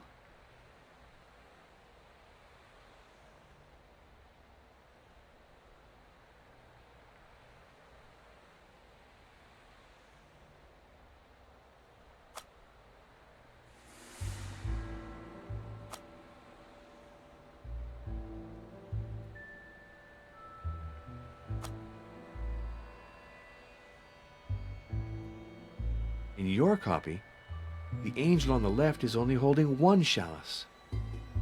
Absolutely. That's the most flagrant difference. There's another one, but you'll need a magnifying glass to see it. Focus your magnifying glass on the base of the cross. An inscription, but it's in ancient Enochian. Do not let your blood flow in vain. Strange locution. What meaning do you ascribe to all this? Herman had an idea on the subject.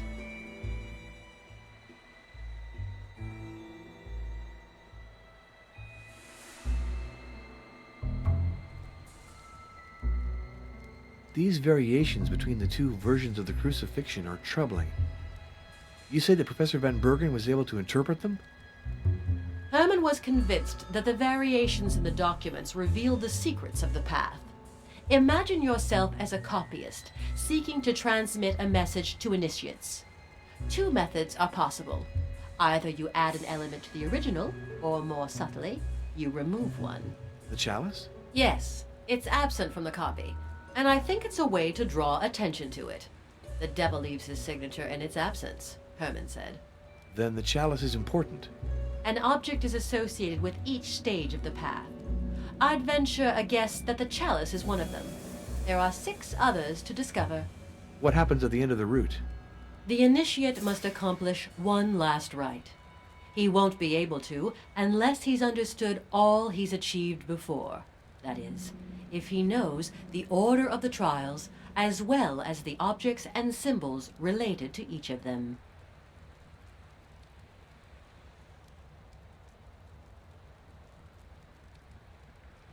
Why use the crucifixion, a sacred work, to blasphemous ends? If you want to transmit forbidden knowledge, it's an advantage to plagiarize sacred art. Your copy will be piously conserved by simple folk who don't even suspect what you've hidden there. And your message will go through the centuries, understood only by those to whom it is addressed. Your spiritual brothers, the initiates. Sneaky, sneaky.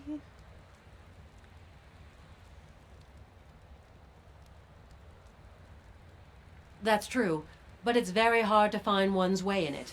Herman had a very particular way of storing his books. Let's say he classified them more poetically than functionally. Without this catalog associating each book with its call number, I'd be lost in my own library. Every time I take a volume from the shelf, I write its call number on a bookmark I slip between the pages. That way I can put it back in place without losing too much time. For the same reason, I use ghosts. Ghosts? Yes, there are ghosts in my library. That's what we call the pieces of white cardboard that signify the place of a missing work on the shelf. Professor, I don't want to take up too much of your time. This visit was most interesting, even if, I must admit, your opinions hardly go in the sense my hierarchy expected. It's regrettable that the Catholic Church is so rigid. But even if the existence of vampires may be doubted, the existence of the Thule Society is unquestionable. Beware of it, Father. I'll gather some documents that will show you all of the malevolence of this organization. Where can I send them to you? At the Vladovista Inn, if you'd be so kind. Thank you for receiving me so graciously, Professor. I wish you a safe journey back to Transylvania, Father. God keep you. What an astonishing conversation. It's as if this woman lived in another world. I'll have to test some of these arguments on Professor Kruger. I'm curious to know his opinion. Herman von Bergen, 1820 through 1913. So the password was the year of his birth. That is like such a classic internet password from the 90s. Or like AOL screen name from the 90s move. Okay, back to Vladivista.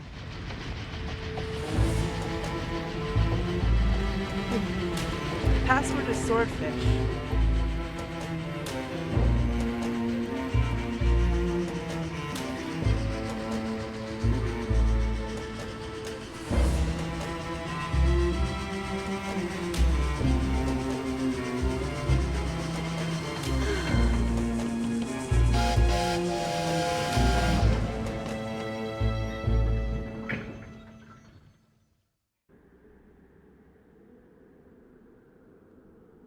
Luana.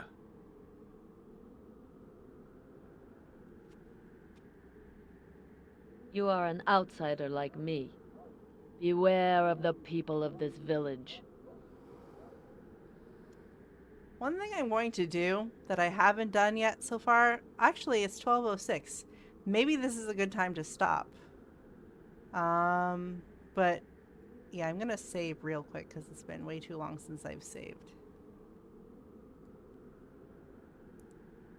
As much as I'm enjoying this,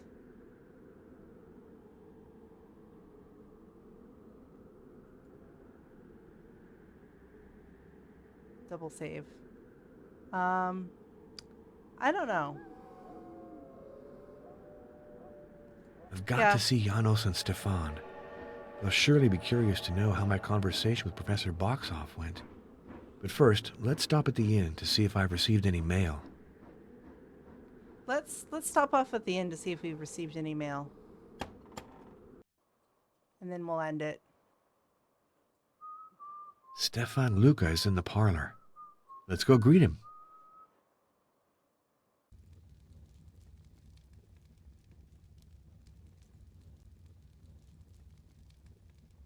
Hello, Father Arno. What news? I've just come from Budapest. I saw Professor Boxoff, and I have to confess that she shares some of your ideas. You see? Are you ready to help me at last? When do we leave for Turkey? I don't think that my superiors would appreciate that initiative.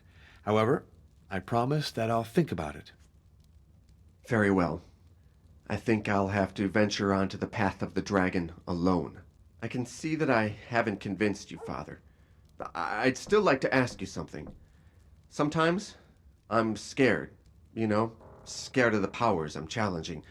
Of course, I do have my Medal of St. Dimitri, but I'd also like to have your blessing. You should know that, at our hostess's request, I've already blessed the room you're sleeping in. Oh? Well, that is reassuring. Thank you, Father.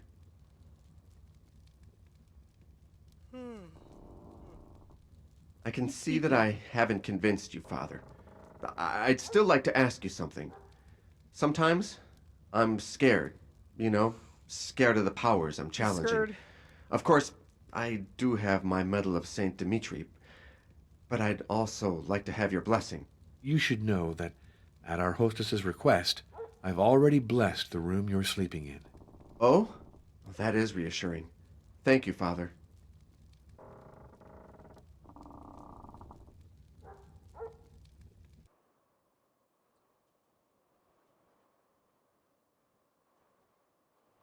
You know, I'm actually just going to save it right here.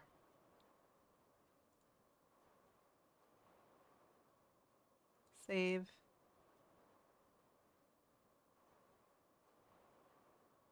New save.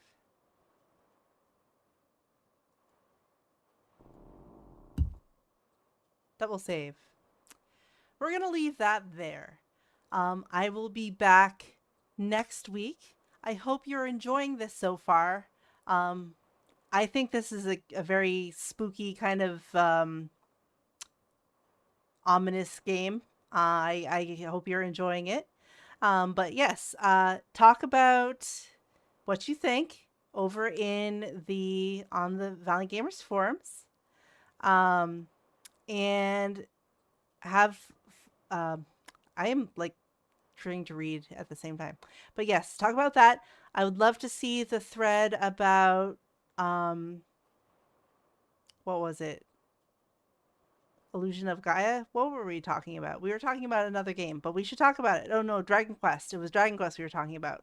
But decide the next thing that will be streaming. Of course, I will be doing Brotherhood next. Random will be back to you on Thursday evening with more Final Fantasy Tactics. Selbek will return with some more Legend of Zelda on Sunday. And I, of course, will be back uh, with more of this next Monday, 8:30. But I hope that you enjoyed it. I will see you all next week. Have a fun October, and I will see you next time. Have a good night.